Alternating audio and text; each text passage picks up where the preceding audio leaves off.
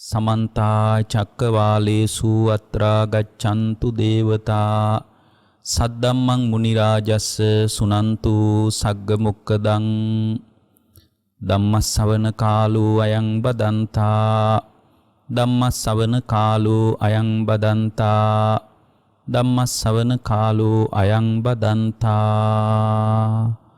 නමෝ තස්ස භගවතු වරහතු සම්මා සම්බුද්දස්ස නමෝ තස්ස භගවතු වරහතු සම්මා සම්බුද්දස්ස නමෝ තස්ස භගවතු වරහතු සම්මා සම්බුද්දස්ස. ඒ අපගේ ශාස්ත්‍ර වූ සම්මා සම්බුදුරජාණන් වහන්සේට අප හැම දිනාගේම নমස්කාරය වේවා.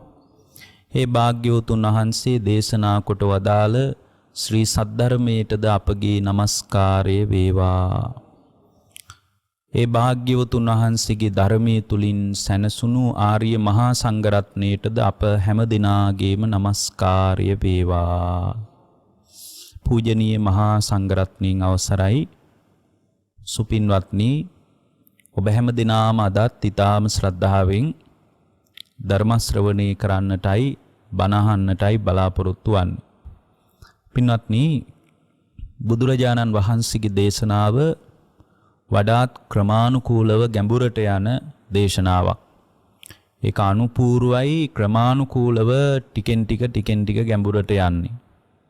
ඒකට ධර්මයේ කියන්නේ අනුපුබ්බ කිරියා, අනුපුබ්බ සික්ඛා, අනුපුබ්බ පටිපදා කියලා. එකපාරම ප්‍රතිපදාව හම්බ වෙන්නේ නැහැ. හරියට මහා සමුද්‍රයේ ක්‍රමානුකූලව ගැඹුරට යනවා වගේ. දැන් මහා සමුද්‍රයේ ක්‍රමානුකූලව ගැඹුරට යනකොට දැන් ගිය තැනම රැල්ල පෑගෙන තැනම ගැඹුරට යන්නේ නැහනේ. ඉතින් ක්‍රමානුකූලව ටික විලුඹ හරියට වතුර එනවා, දන හිස හරියට වතුර එනවා. මේ විදිහට තමයි ගැඹුරු මහා සමුද්‍රේ කරා යම් මිනිස්සෙක් යනවා නම් යන්නේ.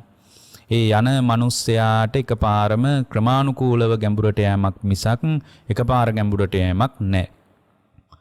ඔය බොහොම ජනප්‍රිය පහරාද වගේ දේශනාවල තියෙනවා මහණෙනි මේ බුද්ධ ශාසනයත් මහා සමුද්‍රය වගේ කියලා. ඒක එක තැනක තියෙනවා අනුපූර්වයි කියලා.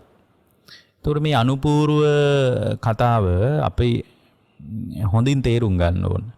ඒතර මූලික දාන කතා, සීල කතා ආදී පදනමට අයිති කතාන්දර වලින් පස්සේ ඒ ඔක්කොම අර මූලික පදනමේ කතාන්දර ටිකනේ. දානය ගැන කතා කරන එක, සීලය ගැන කතා කරන එක, ඊට පස්සේ දන් දීමේ විපාක ගැන කතා කරන. ඒ ඔක්කොම පදනමට අයිති කතා. ඒ පදනමට අයිති කතාන්දර ටික අනිවාර්යයෙන්ම අවශ්‍ය කතාන්දර ටිකක්. ඒ ටික නැතුව මොකුත්ම කරගන්න බෑ. ඒ මූලික අත්විවරම හැදෙන්න ඕන. දැන් අපි ওই සම්මාදිට්ඨිය ගැන එහෙම මීට කලින් කියනවා මුලින්ම සම්මාදිට්ඨියේ පදනමට අයිති දේවල් ටික හදා ගන්න ඕන. අත්ති මාතා, අත්ති පිතා, අත්ති අයං ලෝකේ, අත්ති පරෝ ලෝකේ කිය මෙලෝ පිළිගන්නවා, පරලෝ පිළිගන්නවා, බුදුරජාණන් වහන්සේ පිළිගන්නවා, ධර්මයේ පිළිගන්නවා, සංඝයා පිළිගන්නවා. මේ විදිහට පදනමේ සම්මාදිට්ඨිය හදා ගන්න. හැබැයි යාට සෝතාපන්න වීමක්වත් එතනින් එහාට ලැබෙන ආධ්‍යාත්මික තලයක්වත් මුණ ගැහෙන්නේ නැහැ. ඊට පස්සේ අපි ওই සම්මා දිට්ඨික සූත්‍ර වගේ මේ ප්‍රඥා නාලිකාවෙන් අපි දේශනා කරලා තියෙන. ඒ වගේ සම්මා දිට්ඨිය හදාගන්න ක්‍රම 16ක් විස්තර කරලා තියෙනවා. එතකොට එතන අපි කතා කරන්නේ කුසලම් පජානාති, කුසල මූලම් පජානාති, අකුසලම් පජානාති, අකුසල මූලම් පජානාති අයං උච්චතාව සම්මා දිට්ඨි. ඔන්න සම්මා දිට්ඨියක ක්‍රමය. ආහාරම් පජානාති, ආහාර සමුදයම් පජානාති, ආහාර නිරෝධම් පජානාති, ආහාර නිරෝධගාමිනී පටිපදම් පජානාති. ඔන්න තව එකක්. ඔන්න ඔහොම අපි 16ක් කතා කරනවා. එතකොට ඔන්න මේ සම්මා දිට්ඨිය බොහොම ප්‍රශස්තයි. ඒත් ධර්මය අවබෝධ වෙන්නේ නැහැ. එතනින් එහාට ධර්මය අවබෝධ වෙන කෙනා අර උපන් සම්මා දිට්ඨියම විපස්සනාවක විදර්ශනා කරන්න ඕන. ඒතර අර කුසලම් පජානාති කියපු තැනින් කුසලයත් අභිනන්දනී නොකර විදර්ශනා කරනවා. කුසල්සිත තුලත් පංචස්කන්ධයක් හට ගන්නවා, නිරුද්ධ වෙනවා කියලා. ඒවා ඉතින් මේ බෝඩක් දේශනා අහන අය තමයි නිතර මේ දේශනත් එක්ක බැඳෙන්නේ. ඒ නිසා ඒක දන්නවා. එතකොට එතන විදර්ශනා සම්මාදිට්ඨිය උපද්දවගෙන එතනින් තමයි මාර්ග සම්මාදිට්ඨියට පිවිසිලා, ඵල සම්මාදිට්ඨියට පිවිසිලා, ප්‍රත්‍යවේක්ෂණා සම්මාදිට්ඨියෙන් අනේ මම මේ බඳු දුකකින් නිදහස් වුණා නේද කියලා දැක්ම හදාගන්නේ. එතකොට අපිට තේරෙනවා මේක ක්‍රමානුකූලව ගැඹුරට යන එකක්. දැන් අද දේශනාවත් වඩාත් ගැඹුරු දේශනාවක්. නමුත් අපිට මේ දේශනාව ඇත්තටම මේ වගේ දේශනාවකට පැය 5ක් විතර දිග කාලයක් යනවා. නමුත් ඊටාම වැදගත් මම මේ ධර්ම සූත්‍ර දේශනාවටම අදාළව කරන්න අවශ්‍ය නිසා මම මේ සූත්‍රයත් රැගෙන මේ දේශනාවට ආවේ. හේතුව තමයි මේකේ අවශ්‍යම ටික විතරක් කියලා දෙන්න හිතාගෙන. මොකද මේකේ පර්යායන් ගොඩාක් තියෙනවා. මුලින්ම පටිච්ච සමුප්පාදය ගැන විග්‍රහයකුත්, ඊට පස්සේ මේ ආත්ම ස්වභාවය පිළිබඳවත්, එතනින් පස්සේ විඥානට්ඨිති සම්බන්ධවත්, එතනින් පස්සේ විඥානට්ඨිති පැහැදිලි කිරීමෙන් අනතුරු අෂ්ට විමෝක්ෂ සම්බන්ධවත් මේ වගේ තාම ගැඹුරට යන වෙනස් විදිහේ දේශනාවක්. වෙනස් විදිහේ දේශනාවක් කියන්නේ පටිච්ච සමුප්පාදය වෙනදා අර්ථ විග්‍රහය කරපු විදිහට වඩා ටිකක් වෙනස් විදිහකට තමයි සමහර තැන්වල විග්‍රහ වෙන්නේ. දැන් ඉස්සරහට ඒක බලද්දී අපිට තේරෙනවා දැන් අවිජ්ජා පත්‍ය සංඛාරා, සංඛාර පත්‍ය විඥානං කියලා කොට අවිද්‍යාවවත් සංස්කාරයවත් මේක පැහැදිලි වෙන්නේ නැහැ. මේක පැහැදිලි වෙන්නේ විඥාන පත්‍ය නාම රූපං, නාම රූප පත්‍ය විඥානං වගේ ටිකක් ඉහළට ගිය අවස්ථාවකින් තමයි පැහැදිලි වෙන්නේ. සමහරට මේක පැහැදිලි කළේම ආනන්ද හාමුදුරුවන්ට මේ දේශනාව වෙන මහා නිදාන සූත්‍රය මෙයත් යෝජනා කරලා තියෙනවා මහා නිදාන සූත්‍රයෙන් දේශනාව කරන්න කියලා. එතන මහා නිදාන සූත්‍රයේ දේශනා කරන්නේ ආනන්ද හාමුදුරුවන්ට. එතකොට ආනන්ද හාමුදුරුවන්ට මේ දේශනාව කළා නම් ආනන්ද හාමුදුරුවන් බොහෝම හොඳ ප්‍රඥාවක් තිබිලා තියෙනවා. උන්වහන්සේටයි මේ දේශනාව කරලා තියෙන්නේ. ඒතර උන්වහන්සේට හරියන විදියට දේශනාව කරන්න නැත්තේ. ආනන්ද හාමුදුරුවන් හරියන්නයි මේ දේශනාව කරලා තියෙන්නේ. සමහර විට අපි වගේ කෙනෙක් එතන හිටියා නම් මේක බොහෝම බරපතල විදියට විස්තර කර පැහැදිලි කරන්න තිබුණා. නමුත් ආනන්ද හාමුදුරුවෝත් භාග්‍යවතුන් වහන්සේත් අතර ඇතිවෙන සාකච්ඡාවක් නිසා උන්වහන්සේට හරියන විදියට මේක කරන්න නැති. හැබැයි මේ වගේ දේශනා ඊටාම කීපයයි දැනටත් තියෙන්නේ. ඉස්සරහට මේ ටිකත් අතුරුදහන් වේවි කියලා හිතන්න පුළුවන්. සාමාන්‍යයෙන් එහෙම වෙන්න පුළුවන්. ඒක හැම කාලෙකම වෙන දෙයක්. දැන් උදාහරණයක් විදියට අපට ත්‍රිපිටකයේ ඔක්කොම බුද්ධ දේශනා නැහැනේ. බුදුරජාණන් වහන්සේ දේශනා කරපු සියලුම දේශනා ත්‍රිපිටකේ නැහැ. කවුරු හරි එහෙම කියනවා නම් ඒක කවදාවත් පිළිගන්න බැරි කතාවක්. හේතුව තමයි දැන් ත්‍රිපිටකයේ තියෙන්නේ ආනන්ද හාමුදුරුවෝනේ මතක් කරන්නේ උන්වහන්සේගේ අපදානයේදී මම බුදුරජාණන් වහන්සේගෙන් අහලා ධර්මී ස්කන්ධ වශයෙන් 82000ක් දරාගත්තා. ශ්‍රාවකයන් වහන්සේලාගෙන් අහලා තවත් 2000ක් දරාගත්තා. එතකොට 84000යි වෙන්නේ කියලා. ඒක උන්වහන්සේ දරාගත්ත එක ගැනයි මෙතන කතා කරන්නේ. ඒතර බුදු කෙනෙක් දේශනා කරපු ධර්මී ස්කන්ධ වශයෙන් දරාගත්ත කාරණේ මුල් කරගෙන තමයි අර උන්වහන්සේගේ අපදානීය තීරණේ 84000යි කියලා. ඒක තමයි 84000ක් ස්කන්ධ වශයෙන් ධර්මී කියන්නේ.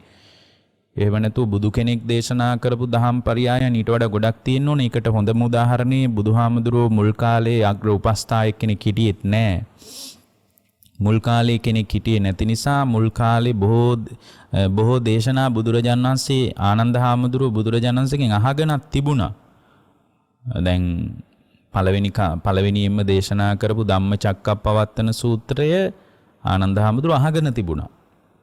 හැබැයි ආනන්ද හාමුදුරුවන්ට අහගන්න බැරි වෙන්නේ නැති මහියංගනීට ඇවිල්ලා කියපු බණ. මහියංගනීට ඇවිල්ලා බුදුරජාණන් වහන්සේ මුල් කාලෙම ඊටාම ගැඹුරු දේශනාවක් කරන්න ඇතිනේ අර පෙරුමක සුමන කියන කෙනාට සෝතාපන්න වෙන්න. දැන් අපි මහියංගනීට භාග්‍යවතුන් වහන්සේ වැඩි බවක් දන්නවා. මහියංගනේදී මේ සබරගමුව පාලනය කරපු ප්‍රාදේශීය පාලකයෙකුට බණ කියපු බවක් දන්නවා. ඒ පාලකයා බොහොම ශ්‍රද්ධාවෙන් සෝතාපන්න වුණා කියලාත් දන්නවා. හැබැයි යාට කියපු බණ අපි දන්නේ නැහැ. ඒකට යාට සෝතාපන්න වෙන්න මොනවා හරි ගැඹුරු දාර්ශනික විග්‍රහයක් කරන්න ඇතිනේ. අපි ඒක දන්නේ නැහැ. එහෙමනම් ත්‍රිපිටකේ මහියංගනේ කියපු බණවත් නැහැ. ඒකෙන්ම තේරෙනවා බුදු ත්‍රිපිටකයේ සියලු දහම් පරයයන් නැති නෑ කියලා. හැබැයි නිවෙන් අදාළ දහම් කතා බොහෝමයක් තියෙන නිසා මේක එක ප්‍රමාණවත්. ධර්මයේ කියන සංඥාවක් නැති කාල තියෙද්දී ඒ භාග්‍යවතුන් වහන්සේගේ ධර්මයේ විදියට අපට නිවා ගන්න හිත නිවා ගන්න පුළුවන් විදියට මතුවී තියෙන එකම ප්‍රමාණවත්. දැන් මේ දේශනාව දීඝනිකායට අයිති දේශනාවක් මහා නිදාන සූත්‍රය. මේ දේශනාව කරන කාලේ භාග්‍යවතුන් වහන්සේ වැඩ හිටියේ කුරු රට කම්මාස ධම්ම කියන නියම් ගමේ වැඩ හිටියේ කුරු රට කියන්නේ කුරු රට බොහොම ප්‍රසිද්ධ අර සතිපට්ඨාන දේශනාවටනේ. ඒකට හේතුව තමයි කුරු රටේ බොහොම ඥානවන්ත මිනිස්සු ඉඳලා තියෙනවා. බොහොම ඥානවන්ත මිනිස්සු කුරු රට ඉඳලා තියෙනවා.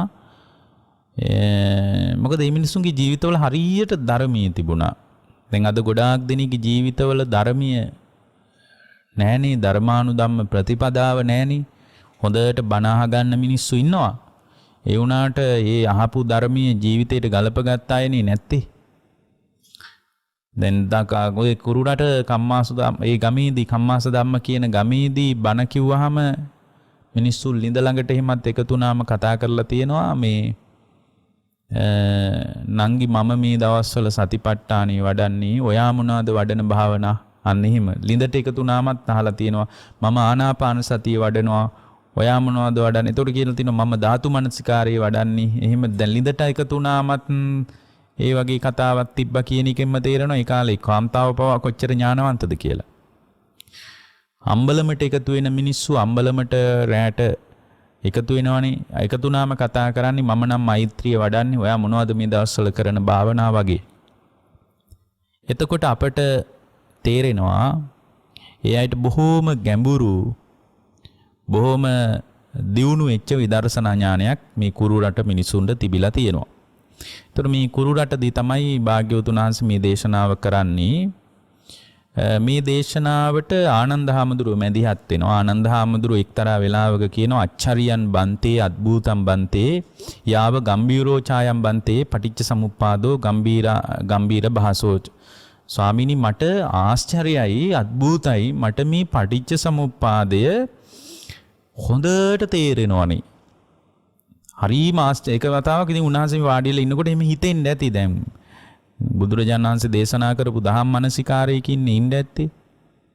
ඉන්නකොට හිතෙන්නේ නැති අනේ මේ බුදුරජාණන් වහන්සේ දේශනා කරපු පටිච්ච සමුප්පාදය මට හොඳට තේරෙනවා. ඔය සමහර අය අපිටත් කියනවා අපි ওই පටිච්ච සමුප්පාදය ගැන දේශනා කීපයක් කරාම පස්සේ කියනවා සමහර අය දුරකථනයෙන් කතා කරනවානේ හරියට. කතා කරලා කියනවා අනේ සායනස දැන් පටිච්ච සමුප්පාදය හොඳට තේරෙනවා. දැන් මෙන්න මේ ධර්මපරියාය අපිට ටිකක් තේරුම් කරලා දෙන්න කියලා. එතකොට දැන් මේ ආනන්ද හාමුදුරුවෝ කියන කතාවට බුදුරජාණන් වහන්සේ උත්තර දෙන විදිය හිතනකොට තේරෙනවා එහෙනම් අපිට කොහොමවත් හරියට මේක අවබෝධ වෙලා තේරිලා නෑ කියන එක. දැන් ආශ්චර්යයි බන්තේ අද්භූතම් බන්තේ යායන් ගම්බීරෝ ඡායම් බන්තේ පටිච්ච සමුප්පාදෝ ගම්බීරාච බාසෝ. මේ ගම්බීර වූ පටිච්ච සමුප්පාදේ ස්වාමීනි මට තේරෙනවා. ඒක හරි ආශ්චර්යවත් දෙයක් කියලා එක දවසක් ඇවිල්ලා භාග්‍යවතුන් වහන්සේ ඉස්සරහා ආනන්ද හාමුදුරුවෝ කියනවා. එතකොට බුදුරජාණන් වහන්සේ මතක් කරනවා ආනන්ද අවච මාහේවං ආනන්ද අවච ගම්බීරෝ ඡායං ආනන්ද පටිච්ච සමුප්පාදෝ ගම්බීරාච බාසෝච. ආනන්ද එහෙම කියන්න එපා. ආනන්ද එහෙම කියන්න එපා. ආනන්ද මේ පටිච්ච සමුප්පාදේ ගම්බීරයි. මේ පටිච්ච සමුප්පාදේ බොහොම ගැඹුරු එකක්. ආනන්ද මේ පටිච්ච සමුප්පාදේ ගැන මට මේ ආශ්චර්යයි, මට මේක තේරෙනවා කියලා ආනන්ද කියන්න එපා. දැන් මේ කතාව එන්නේ සෝතාපන්න ශ්‍රාවකෙක් එක්ක. දැන් මේ සෝතාපන්න වුණ කෙනාටත් කියනවා දැන් ආනන්ද හාමුදුරුවෝ කියන්නේ සෝතාපන්න ශ්‍රාවකෙක්. සෝතාපන්න ශ්‍රාවකෙක් අනික ආනන්ද හාමුදුරුවෝ කියන්නේ කල්ප ලක්ෂයක් පෙරම් පුරාගෙන ආපු උත්තමෙක්. නිකම්ම කෙනෙකුත් නෙමෙයි. බුදුරජාණන් වහන්සේගේ අග්‍ර උපස්ථායකයා වෙන්න කියලා හිතාගෙන සෑහින කාලයක් පාරමී ධර්මයන් පුරපු කෙනෙක් ආනන්ද හාමුදුරුවෝ කියන්නේ. ආනන්ද හාමුදුරුවන්ට බුදුරජාණන් වහන්සේ කියනවා මාහේවං ආනන්ද එහෙම කියන්න එපා කියලා. ආනන්ද එහෙම කියන්න එපා. මේක බොහොම ගැඹුරු එකක්. මේක බොහොම ගම්බීරයි. ඒකෙදි භාග්‍යවතුන් වහන්සේ මතක් කරන හරිය ලස්සන උපමාවක්. මීයන් විසින් කපා අවුල් කරන ලද රෙදි වියනක් වගේ ආනන්ද මේ සංසාරයේ ගැට ගැහුණේ පටිච්ච සමුප්පාදේ දන්නේ නැති නිසා නේද? එහෙම තියෙනවා. මීයන් විසින් කපා දැන් රෙදි කෑල්ලක් කොයි හරි පෙට්ටගමක හරි කොයි හරි තිබ්බාම ඒක මීයෝ කැපුවාට පස්සේ ඒ රෙද්ද විකෘති වෙලා යන්නේ නැද්ද? ඒ රෙද්ද සම්පූර්ණයෙන්ම විකෘති වෙලා යනවා. ඊට පස්සේ උන්වහන්සේ මතක් කරනවා රෙදි වියන්නන්ගේ මේ උපමාව එහෙම තියෙනවා. මම මේ පාලි කොටස් කියන්නේ නැතුව කියන්නේ කොහොම හරි මේකේ ටිකක් අර්ථය අපිට හුඟක් මතු කරගන්න ඕන නිසා මේ රෙදි වියන්නෙකුගේ නූල් කැටියක් අවුල් වෙලා යනවා වගේ ආනන්ද මේ පටිච්චසමුප්පාදේ තේරෙන්නේ නැති නිසා නේද අවුල් වෙලා ගියේ. නූල් වියන්නෙක්ගේ ඒ මිනිස්සයා නූල් ටික ගැන සැලකිලිමත් නොවුනාට පස්සේ නූල් ටික අවුල් වෙලා ගියා වගේ. ආනන්ද මේක සම්පූර්ණයෙන්ම අවුල්ුනේ මේ පටිච්චසමුප්පාදය දන්නේ නැති නිසා නේද?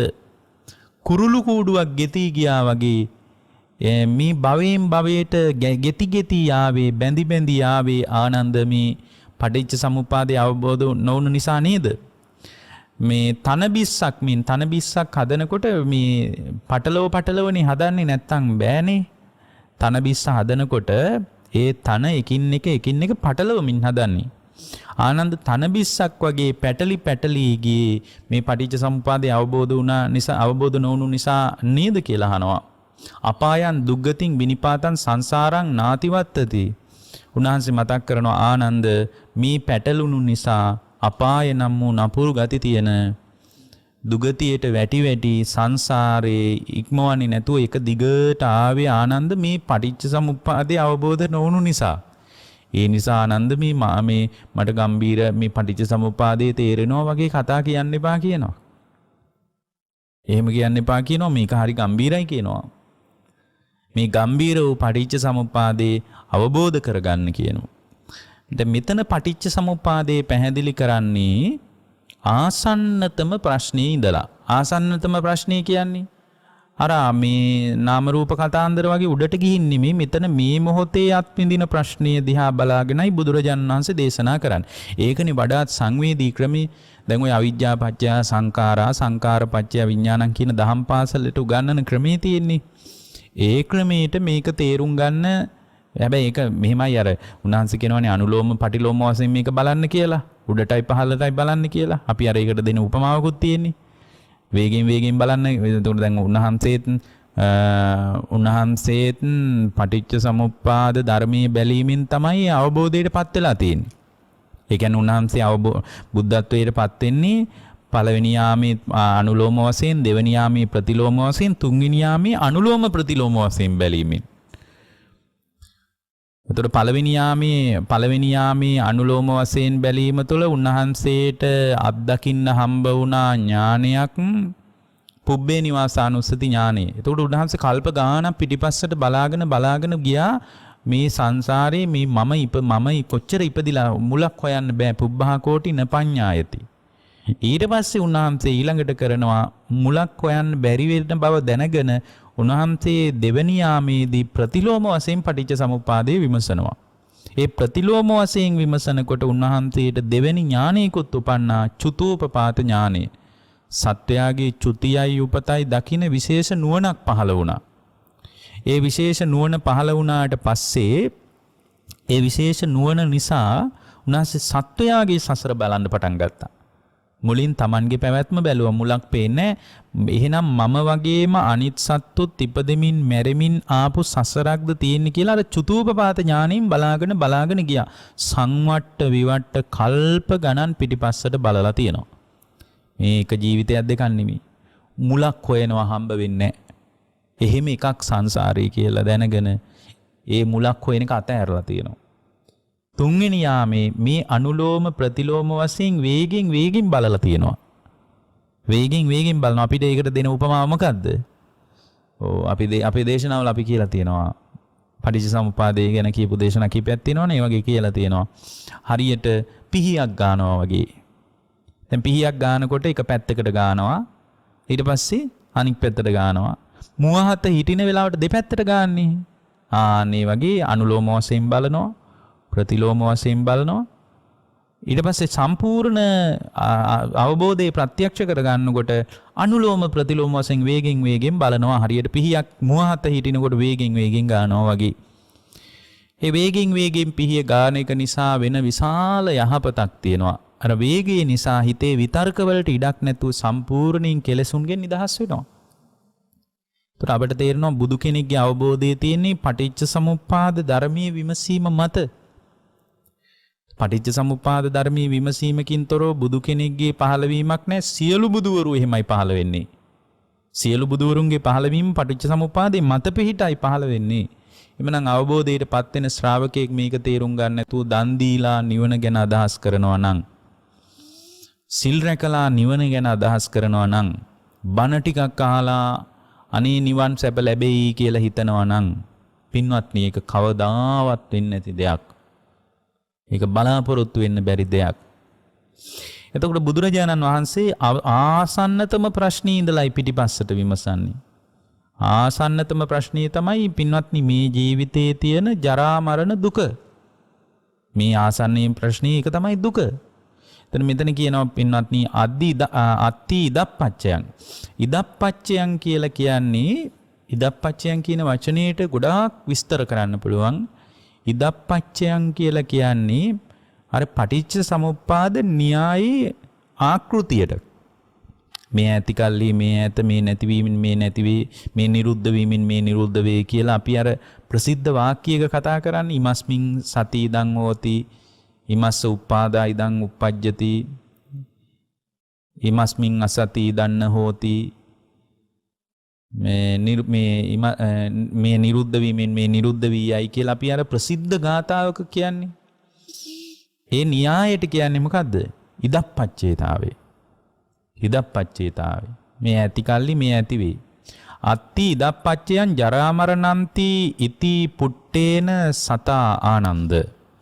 ආනන්ද මේ ජරා මරණ හේතුවට පැනවීමක්, ජරා මරණ වලට පැනවීමක් ආනන්ද හොයන්න පුළුවන් කියනවා.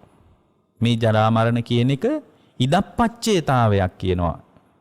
ඒ කියන්නේ යම් කිසි මේ හේතුවක ඵලයක් විදියටයි මේ මොහොතේ ජරාව මරණය අත්දකින්නේ. ජරා මරණය, ජරා මරණ ස්වභාවය. ඒතර ජරාව කියන එක ගැන ඔය සත්‍ය විභංග සූත්‍රවලදී එහෙම දේශනා කරලා තියෙන නිසා අපි ඒවා විස්තර කරන්න යන්නේ නැහැ. ජරාවට පත් වෙන ස්වභාවයක් තියෙනවා. මේ ශරීරයේ දිරල යනවා, වැහැරෙනවා.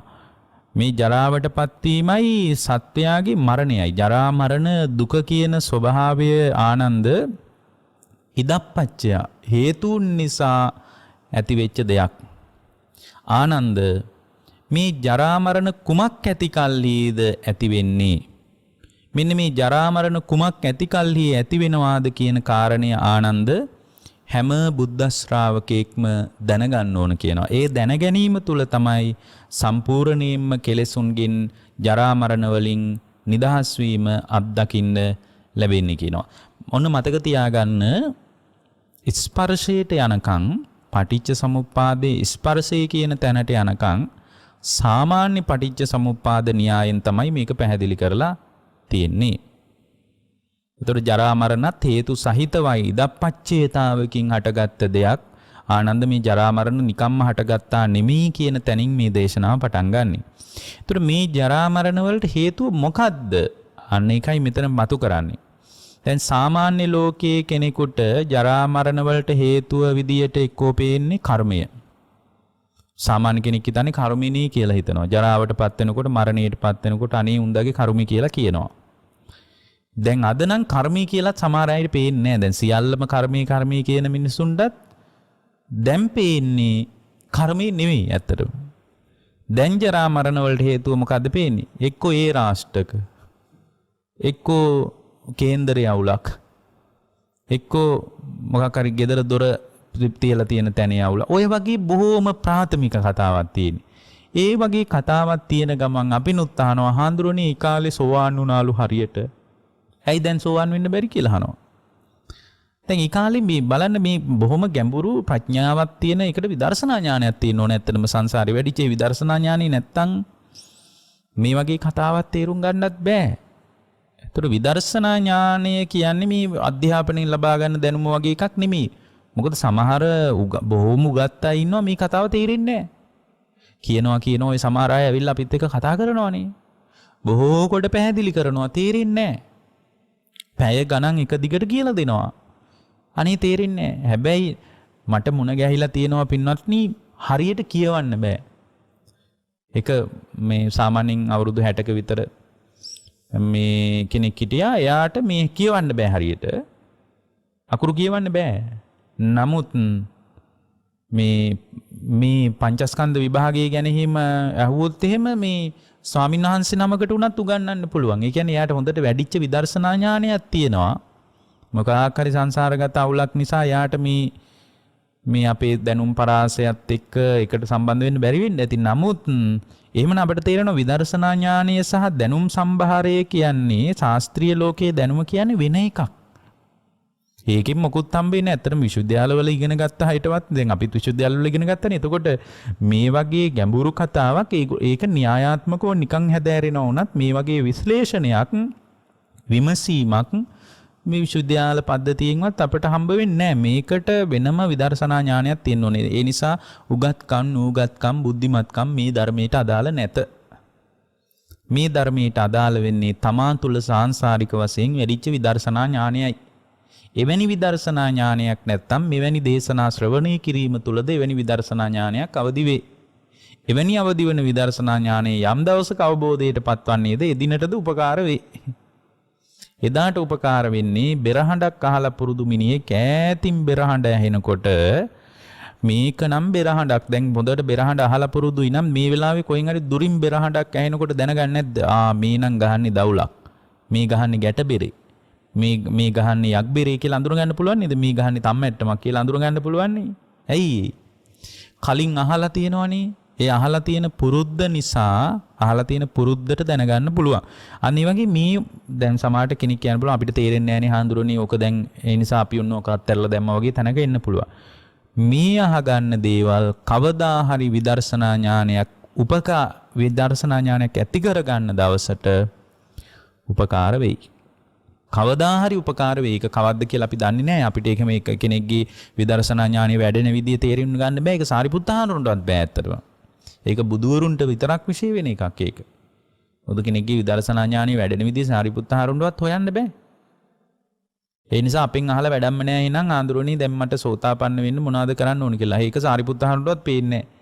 අර ස්වර්ණාකාර භික්ෂුව භාවනා කර්මස්ථාන ඉල්ලුවාම සාරිපුත්ත හාමුදුරුවෝ අසුබේ භාවනා කරන්න දුන්නා. සාරිපුත්ත හාමුදුරුවෝ කෙනෙක්ගේ හිත දකින්නත් පුළුවන්. දැන් මේ භික්ෂුවගේ ටික රාගයේ වැඩියෙන් තිබ්බා අසුබේ වඩන්න කිව්වා වැඩුන්නේ නැහැ. මාසයක් වැඩුවා වැඩුන්නේ නැහැ. දෙවෙනි මාසේ විස්තර කරලා කියලා දුන්නා වැඩුන්නේ නැහැ. තුන්වෙනි මාසෙත් කියලා දුන්නා වැඩුන්නේ නැහැ. අන්තිමට මේ එනං ආයුෂ්මතුනි දැන් කරන්න දෙයක් නැහැ. අපි ඔහොම භාග්‍යවතුන් වහන්සේ ළඟටවත් යමු දැන් එකම විකල්පෙ එච්චරයි කියලා එක් කරගෙන ගියා.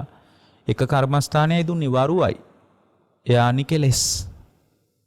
ඒ කියන්නේ එහෙනම් සාරිපුත්ත හාමුදුරුවෝත් කෙනෙක්ගේ විදර්ශනා ඥානය ගැන අපිට කියන්න බෑ. මේ පොදු දහම් කතාවක් මේක ඇත්තටම. මේ පොදු දහම් කතාව ඔබට ගැලපෙන තැන කොතනද කියලා අපිට හරියටම ඉලක්කෙටම අර ගමේ කතාවෙන් කිව්වොත් ටක්කෙටම අපිට කියන්න තේරෙන්නේ නැහැ. ඒ නිසා දැන් බුදුහන්සේ කියනවා මහණෙනි මේ ආනන්ද මේ ජරා මරණ වලට හේතුව හොඳට දැනගන්න ඕන කියනවා. ඒ දැනගන්නේ නැතුව ඒක විමසා ගවේෂණය කරන්නේ නැතුව අවබෝධයටපත් වෙනවා කියලා කියනවා නම් ආනන්ද ඒක වෙන්න බැරි දෙයක් කියනවා. ඊට පස්සේ උන්වහන්සේ මේ ජරා මරණ ඕන දැන් බලන්න ආසන්නතම ප්‍රශ්නේ ඉඳලා තමයි බලන්නේ. දැන් මේ මොහොතේ ඔබට වඩාත් සංවේදී වෙන්නේ අවිද්‍යාව නෙමෙයිනේ. අවිද්‍යාව ඊටාම සියුම් තත්වයකනේ තියෙන්නේ. දැන් අපි ධර්මයක් දන්නේ නැති කෙනෙකුට අවිද්‍යාව තෝරගන්නවත් බෑනේ. හැබැයි ජරා මරණ දුක තේරෙනවද නැද්ද? තේරෙනවා. මේ දිරල යන එක ගැන, කෙස් සුදු වෙන එක ගැන, හැම රැලි වැටෙන එක ගැන, දත් ටික ගැලවිලා යන එක ගැන, වේගයෙන් ශරීරයේ දි รา පත් වෙන බව මේ හැම කෙනෙකුටම ඔබමා ඇතුළු අපි හැම කෙනෙකුට මේක සංවේදී. ඒක වඩාත් සංවේදී කාරණයක්. හැබැයි අවිද්‍යාව වගේ එකක් අපිට මේ වෙලාවේ සංවේදී නෑ. මේ වෙලාවේ වඩාත් ප්‍රකට තැනින් තමයි පටන් ගන්න. මහණෙනි මේ ජරා මරණ දුක කියන ස්වභාවය නිකම්ම ඇති වෙච්ච එකක් නෙමෙයි. ජාතිපච්චයා ජරා මරණං තීතිකෝ පනේතං මුත්තං තදානන්ද ඉමිනාපේතං පරියායේන වේදිතබ්බං යතා ජාතිපච්චයා ජරා මරණං. උන්වහන්සේ මතක් කරනවා මේ ඉපදීම හේතු කරගෙන ජරා මරණ ඇති වෙනවා. ඒ කියන්නේ ජරා මරණ වලට හේතුව මොකද්ද?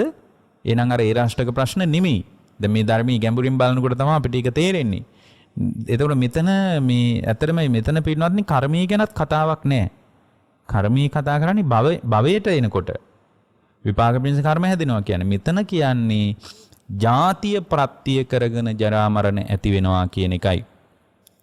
එතකොට ජාතිය කරණ කොටගෙන ජරා මරණ ඇති වෙනවා කියන තැනින් අල්ලනකොට පින්වත්නි මෙතන ජාතිය කියන්නේ මොකද්ද? අන්න ඒක හොඳට තේරුම් ගන්න ඕන. මොකද්ද මේ ජාතිය කියන්නේ? ජාතිය කියන්නේ ඉපදීම නෙමෙයි. දැන් සමහර අය ඉපදීම කියනවා. එතකොට ජාතිය කියලා කියන්නේ එතකොට දැන් මෙතන පටිච්ච සමුප්පාදේ එහෙමනම් තැන් දෙකක අවුලක් වෙලා තියෙන්න ඕන. දැන් එක තැනක පටිච්ච සමුප්පාදේ කියනවා විඥාන පත්‍ය නාම රූපං කියලා. ප්‍රතිසන්දි විඥාණයට අනුව නාම රූප බැහැ ගන්නවා කියලා වෙනම කතා කරලා තියෙනවා. ප්‍රතිසන්දි විඥාණයට අනුව නාම රූප බැහැ ගන්නවා කියලා වෙනම කතා කරලා තියෙනවද නැද්ද? තියෙනවා. දැන් මෙතන කතා කරන්නේ ජාතිපත්‍ය ජරා මරණං කියලා කියන්නේ මේ උපන් නිසා ජරා මරණ දුක කියන එක නෙමෙයි. ඒක සාමාන්‍යයෙන් මිනිස්සු හිතාගෙන ඉන්න කාරණේ. ඇත්තටම පටිච්ච සමුප්පාදයෙන් බලනකොට උපන් නිසා ජරා මරණ කියලා කතා කරනවා නෙමෙයි.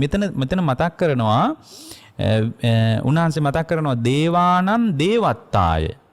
හොඳට බලන්න මේ දේශනාව තේරුම් ගන්න අමාරු නම් මහා නිදාන සූත්‍රය ගිහින් බලන්න පින්වත්නි.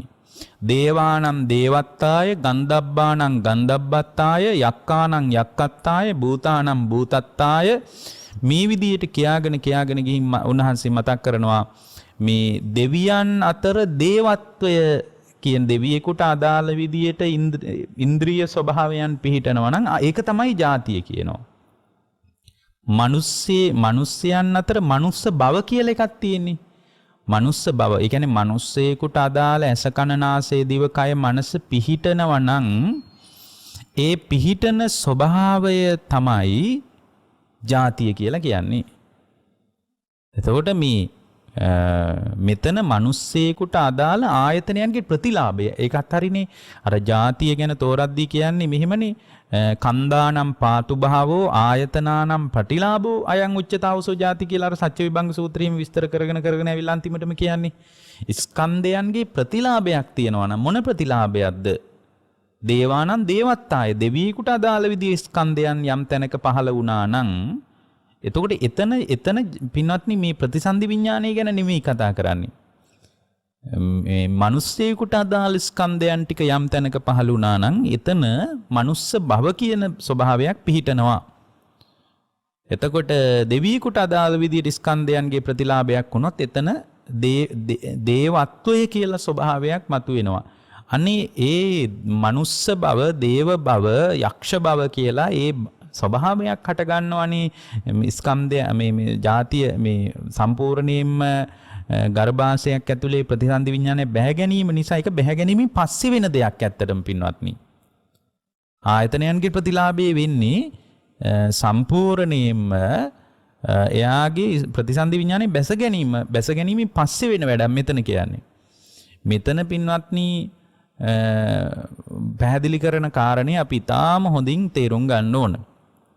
එතකොට ජාතිය කියන්නේ දැන් මෙතන අපි හොඳට තේරුම් ගන්න ඕන ජාතිය කියන්නේ නම් ප්‍රතිසන්දිය නෙමෙයි. මොකද ප්‍රතිසන්දිය කියන ස්වභාවය වෙනම මුලින් මතක් කරනවානේ පටිච්ච සමුප්පාදේ විඥාන පත්‍ය නාම රූපං නාම රූප නිසා ආයතන හයක් වැඩෙනවා. ආයතන හය නිසා මේ ක්‍රියාවලිය ආයතන හය ස්පර්ශය හට ගන්නවා. ස්පර්ශය නිසා විඳිනවා පස්සපත්‍ය වේදනා විඳීම නිසා විඳින දෙයට තණ්හාව ඇති වෙනවා.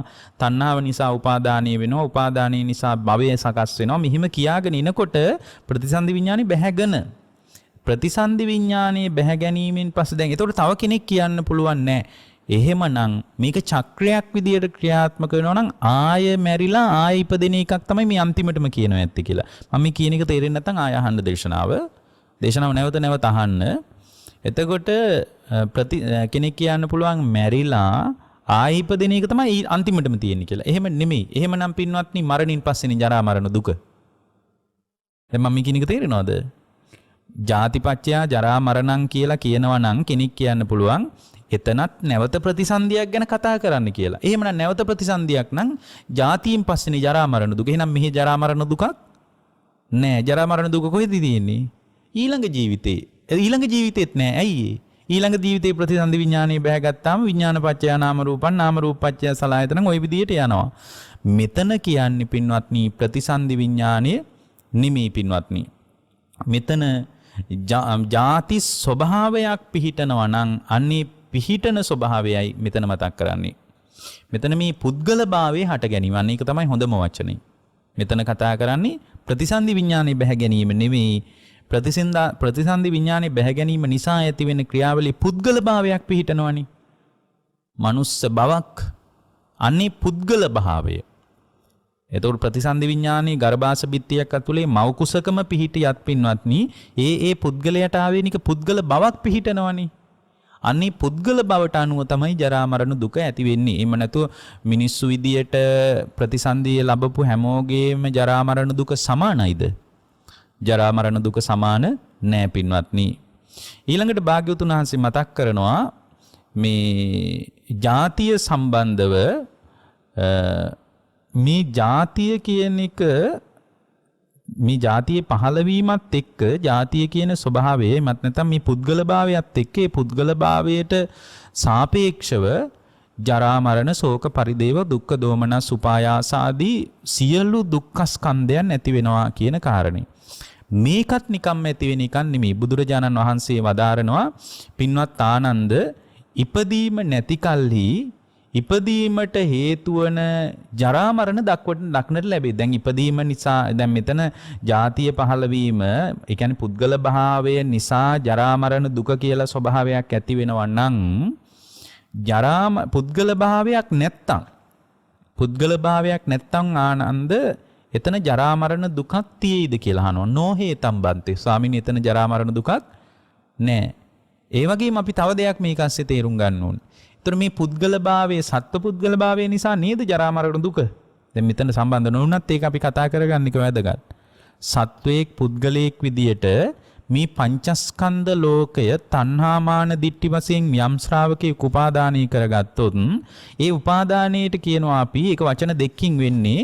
එකක් තමයි පින්වත්නි උපාදානීය ස්වභාවයෙන් මේ පංචස්කන්ධය අල්ලනවා. අනිත් එක තමයි එයා ආශ්‍රව පංචස්කන්ධයේ ආශ්‍රව මිශ්‍ර වෙනවා. අනිත් එක තමයි උපාදානය කරගන්නේ. ඒතකොට පංච උපාදානස්කන්ධයක් බවට ඇති වෙනවා. ඒ පංච උපාදානස්කන්ධය ඇති වෙන්නේ මේ පංචස්කන්ධ ධර්ම ටිකක් නිකම්ම ඔහි ක්‍රියාත්මක වෙනවා. ඒක මගේ ආත්මය කියලා තණ්හාමාන දිට්ඨි වශයෙන් සත්වපුද්ගල භාවයෙන් අල්ලනවා. අනිත් සත්වපුද්ගල භාවයෙන් අල්ලන නිසායි පින්වත්නි මේ ජරා මරණ දුක හටගන්නේ. දැන් යම් කෙනෙක් මේ සත්වපුද්ගල භාවයෙන් මේ පංචස්කන්ධය ඇල්ලුවේ නැත්තම් එයාට පින්වත්නි ජරා මරණ දුක නැද්ද? ජරා මරණ දුක නැහැ. එයා ජරාවටපත් වෙන්නේ නැහැ කියලාද මේ කියන්නේ? නෑ, එයා ජරාවටපත් වෙනවා. රහතන් වහන්සේ ජරාවටපත් වෙනවද නැද්ද? රහතන් වහන්සේ ජරාවටපත් වෙනවා. රහතන් වහන්සේ ලෙඩ වෙනවද නැද්ද? ලෙඩ වෙන්න පුළුවන්. හැබැයි ලෙඩවීම නිසා ඇතිවෙන දුක්ඛ ස්කන්ධයක් තියෙනවා නම් ඒ දුක්ඛ ස්කන්ධේ නෑ. කායික පරිදාහයක් තිබුණත් ඒතර මානසික පරිදාහයක් නෑ. මේ සත්පුද්ගල භාවය කියන එක ආවොත් එහෙම ජරා මරණය කියන ස්වභාවය ඉදිරියේ සත්පුද්ගල භාවය තියෙන ශ්‍රාවකයෙක් තුල ජරා මරණ දුක යා විඳින්න පටන් ගන්නවා. විශාල ජරා මරණ දුක්ඛ ස්කන්ධයක් එයාට විඳින්න වෙනවා. සත්පුද්ගල භාවයක් නැත්තම් දැන් මෙතන කියන්නේ පුද්ගල භාවයේ මුල් කරගෙන ಜಾතිය ඇති වෙන්නේ කියලා. සත්වයේක් පුද්ගලයෙක් විදිහට මේක සංස්කාර ටිකක් ක්‍රියාත්මක වෙන්නේ. මේකේ කොහෙද සත්වයේක් පුද්ගලයෙක්? මේක හුදු සංකාර ටිකක් විතරයි.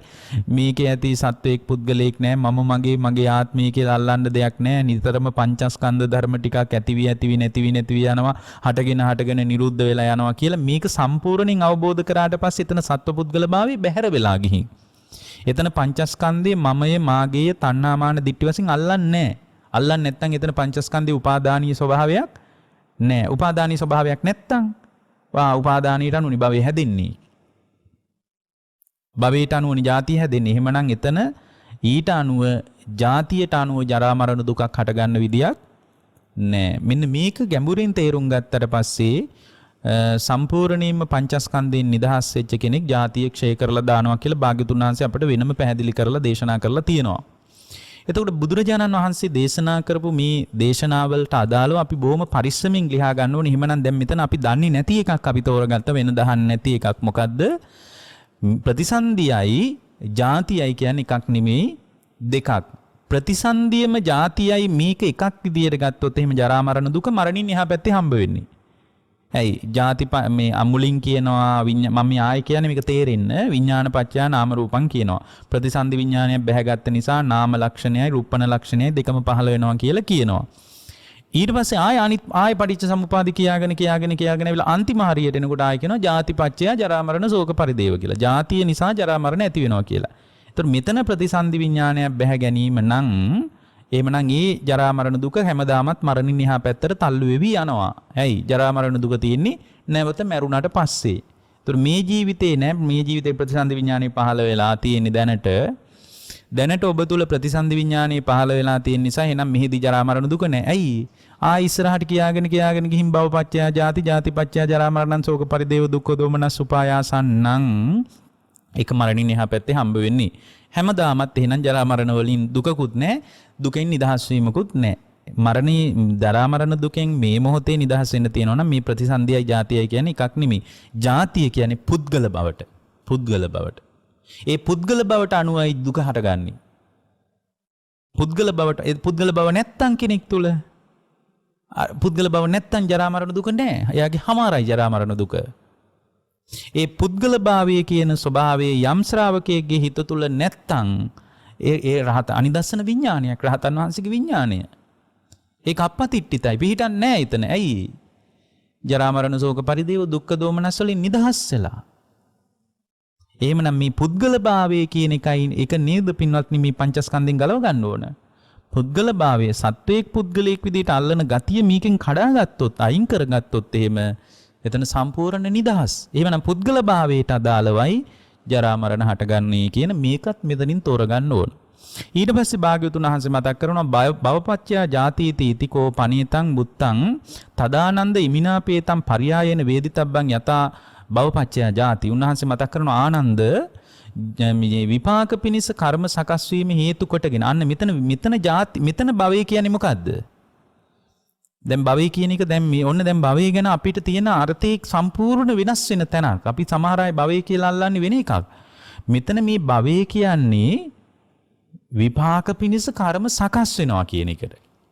මොකද්ද භවය කියන්නේ? විපාකය පිනිස කර්ම හැදෙනවා කියන එකට මෙතන භවය කියන්නේ. ආනන්ද භවපච්චයා ජාතිති ඉතිකෝ පනේතං උත්තං තදානන්ද ඉමිනාපේතං පරියායන වේදිතබ්බං යතා භවපච්චයා ජාති. ආනන්ද විපාක පිණිස කර්ම සකස් වීම හේතු කොටගෙන තමයි පුද්ගල බව තීරණය වෙන්නේ. ජාතිය තීරණය වෙන්නේ. එතකොට මෙන්න මේ කාරණය ආනන්ද හොඳට දැනගන්න කියනවා. එහෙමනම් අපට තේරෙනවා භවපච්චයා ජාතිනං විපාක පිණිස කර්ම සකස් වීම නිසායි ජාතිය පහළ වෙන්නේ. ඒතර මේ වචන අපි හරියට තෝරගෙන හිටියේ නැති නිසාත් අපි ලොකු අවුලක පැටළුණා. ඊට පස්සේ බුදුරජාණන් වහන්සේ මතක් කරනවා පින්වත් ආනන්ද කාම භව රූප භව අරූප භව සබ්බසෝ භව අසති භව නිරෝධා අපිනුකෝ ජාති පඤ්ඤායතති. උන්වහන්සේ මතක් කරනවා පින්වත් ආනන්ද කර්ම සම්පූර්ණයෙන්ම කාම ධාතුවේ විපාක පිණිස කර්ම සකස් වීම ඔන්න කාම භව කිව්වේ මොකක්ද එතකොට?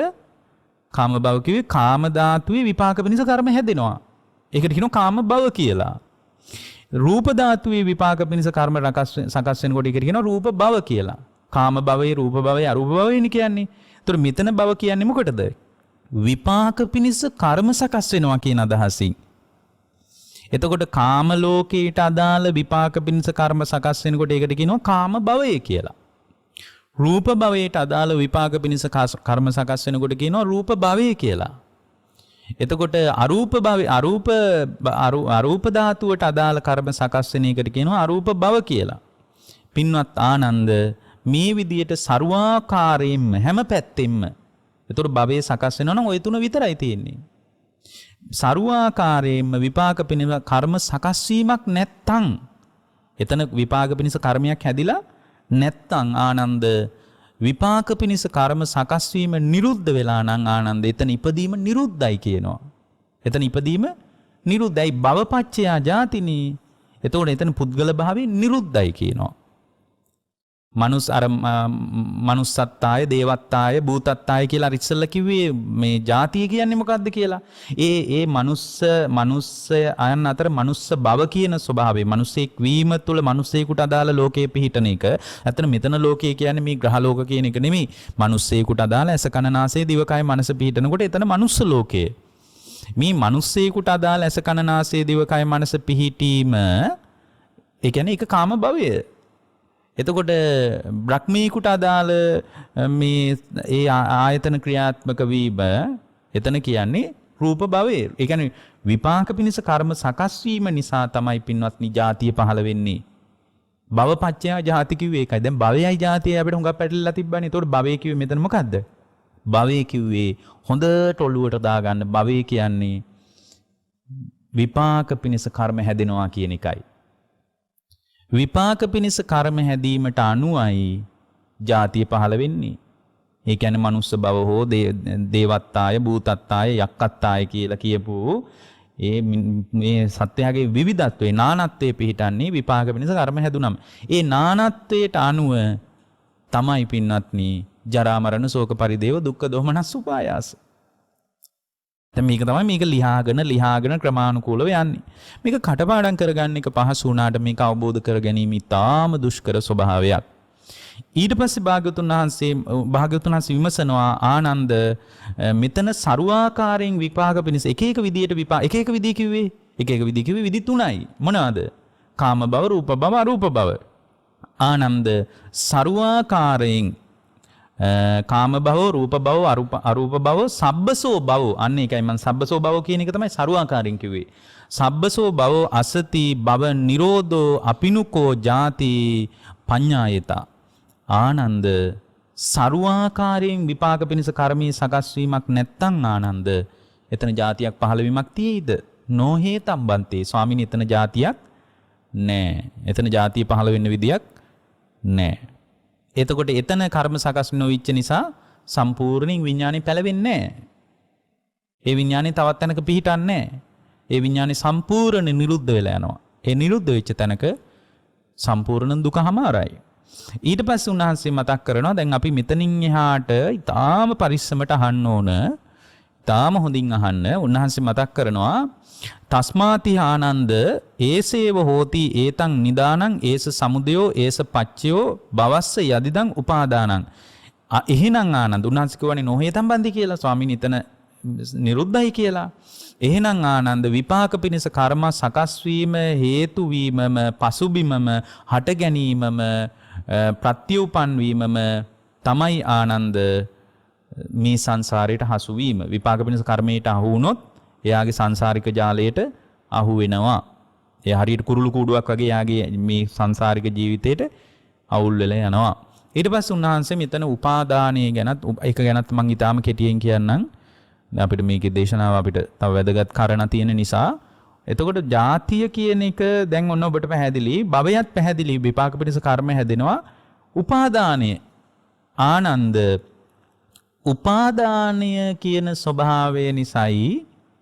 උපාදානය කියන ස්වභාවය නිසායි භවය හටගන්නේ. ඒකට කියන්නේ උපාදාන පත්‍ය භව. මෙතන උපාදානය කියන්නේ මොකද්ද? උපාදානය කියන්නේ බැඳිලා යනවා කියන එක. උපාදානය කියන්නේ මොකද? මම මේ හොඟා ක්ලේසි කරලා කියන්නේ. අඩුම මේ දේශනාව දෙතුන් වතාවක් හරි ඔබට ඇහුනොත් ඔබට මේ කියන කතාව යම් තාක් ලිහෙයි. උපාදානය කිව්වේ මොකද්ද? බැඳී යනවා කියන එක.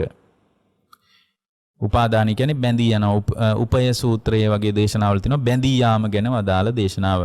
බැඳී යන්නේ මොනවටද පින්වත්නි? මොනවටද බැඳී යන්නේ? බැඳී යන්නේ කාරණා හතරකට.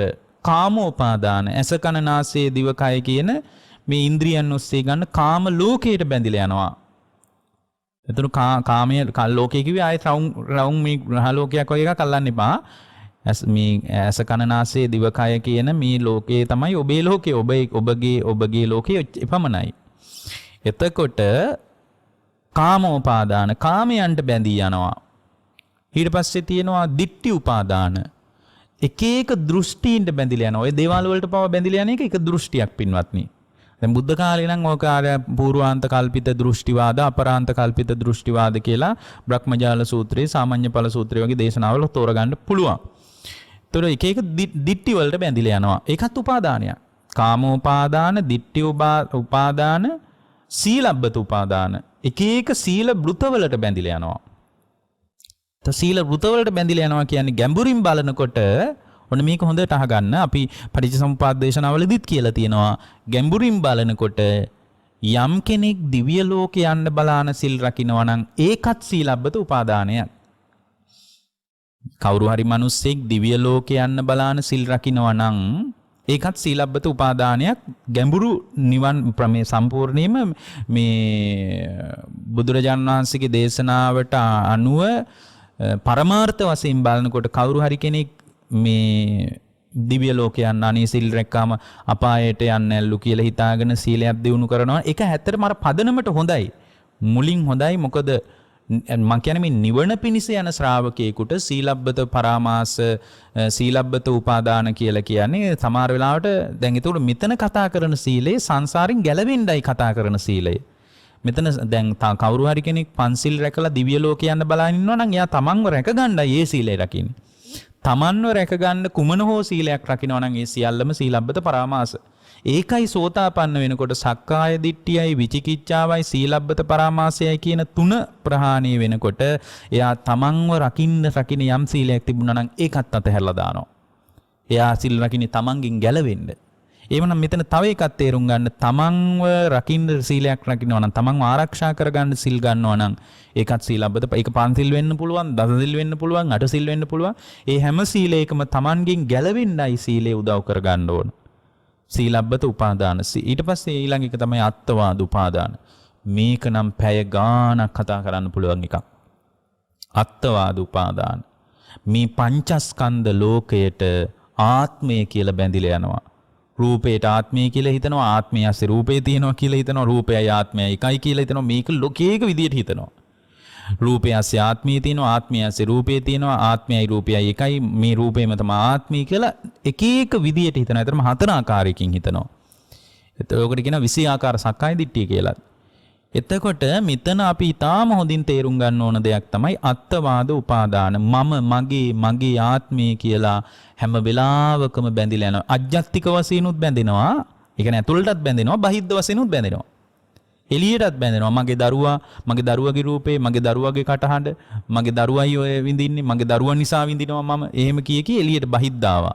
එළියටත් එයා සත්වයේ මේ අත්වාද උපාදාන වශයෙන් බලනවා. මෙතන ප්‍රමුඛව කතා කරන්නේ තමා තුළ මේ ආත්ම ස්වභාවයකින් බැඳිලා යනවා. මේන්න මේවට කියනවා උපාදාන කියලා. මොනවද උපාදාන හතර? කාමෝපාදාන, දිට්ඨි උපාදාන, සීලබ්බත උපාදාන, අත්වාද උපාදාන කියන මේ උපාදානීය ස්වභාවය බැඳී යාම නිසා විපාක පිණිස කර්ම සකස් වෙනවා. උපාදාන පත්‍ය භව. විපාක පිණිස කර්ම හැදීම නිසා manussත්තාය, දේවත්තාය, භූතත්තාය කියලා කියපු මනුස්ස භව, දේව භව මේ කියන ස්වභාවය පිහිටන. ඒ ස්වභාවයට අනුව ජරා මරණ දුක හට ගන්නවා. දැන් මේ කාරණේ භාග්‍යතුන් වහන්සේ විමසලා උන්වහන්සේ මතක් කරනවා ආනන්ද යම් තැනක බැඳී යාමක් නැත්තම් ආනන්ද ඒ බැඳිලා යන තැන උපාදානී රහිතයි නම් එතන උපාදානී සම්පූර්ණයෙන්ම නිරුද්ධ වෙලා බැඳෙන්නේ නැහැ. ආනන්ද උපාදානී නිරුද්ධ වෙලා නම් ආනන්ද එතන භවයක් හැදෙයිද කියලා අහනවා. මොකද්ද භවයක් හැදෙයිද කියන්නේ? විපාක පිණිස කර්ම හැදෙයිද කියලා අහනවා. නොහේතම් බන්ති. ඒ නිසා එක තැනක මේක මතක තියාගන්න, මේ කොතනින් ධර්මයට රිංගුවත් එයාට එතනින්ම සම්පූර්ණයෙන් අවබෝධය කරා යන්න පුළුවන්. උන්වහන්සේ මතක් කරනවා ආනන්ද යම් තැනක යම් ශ්‍රාවකයෙක් උපාදානිය නිරුද්ධ කළොත් එතන ජාතිය නිරුද්ධයි කියනවා. භවයත් නිරුද්ධයි කියනවා. භවය ජාතිය නිසා ඇතිවෙන ජරා මරණත් නිරුද්ධයි කියනවා.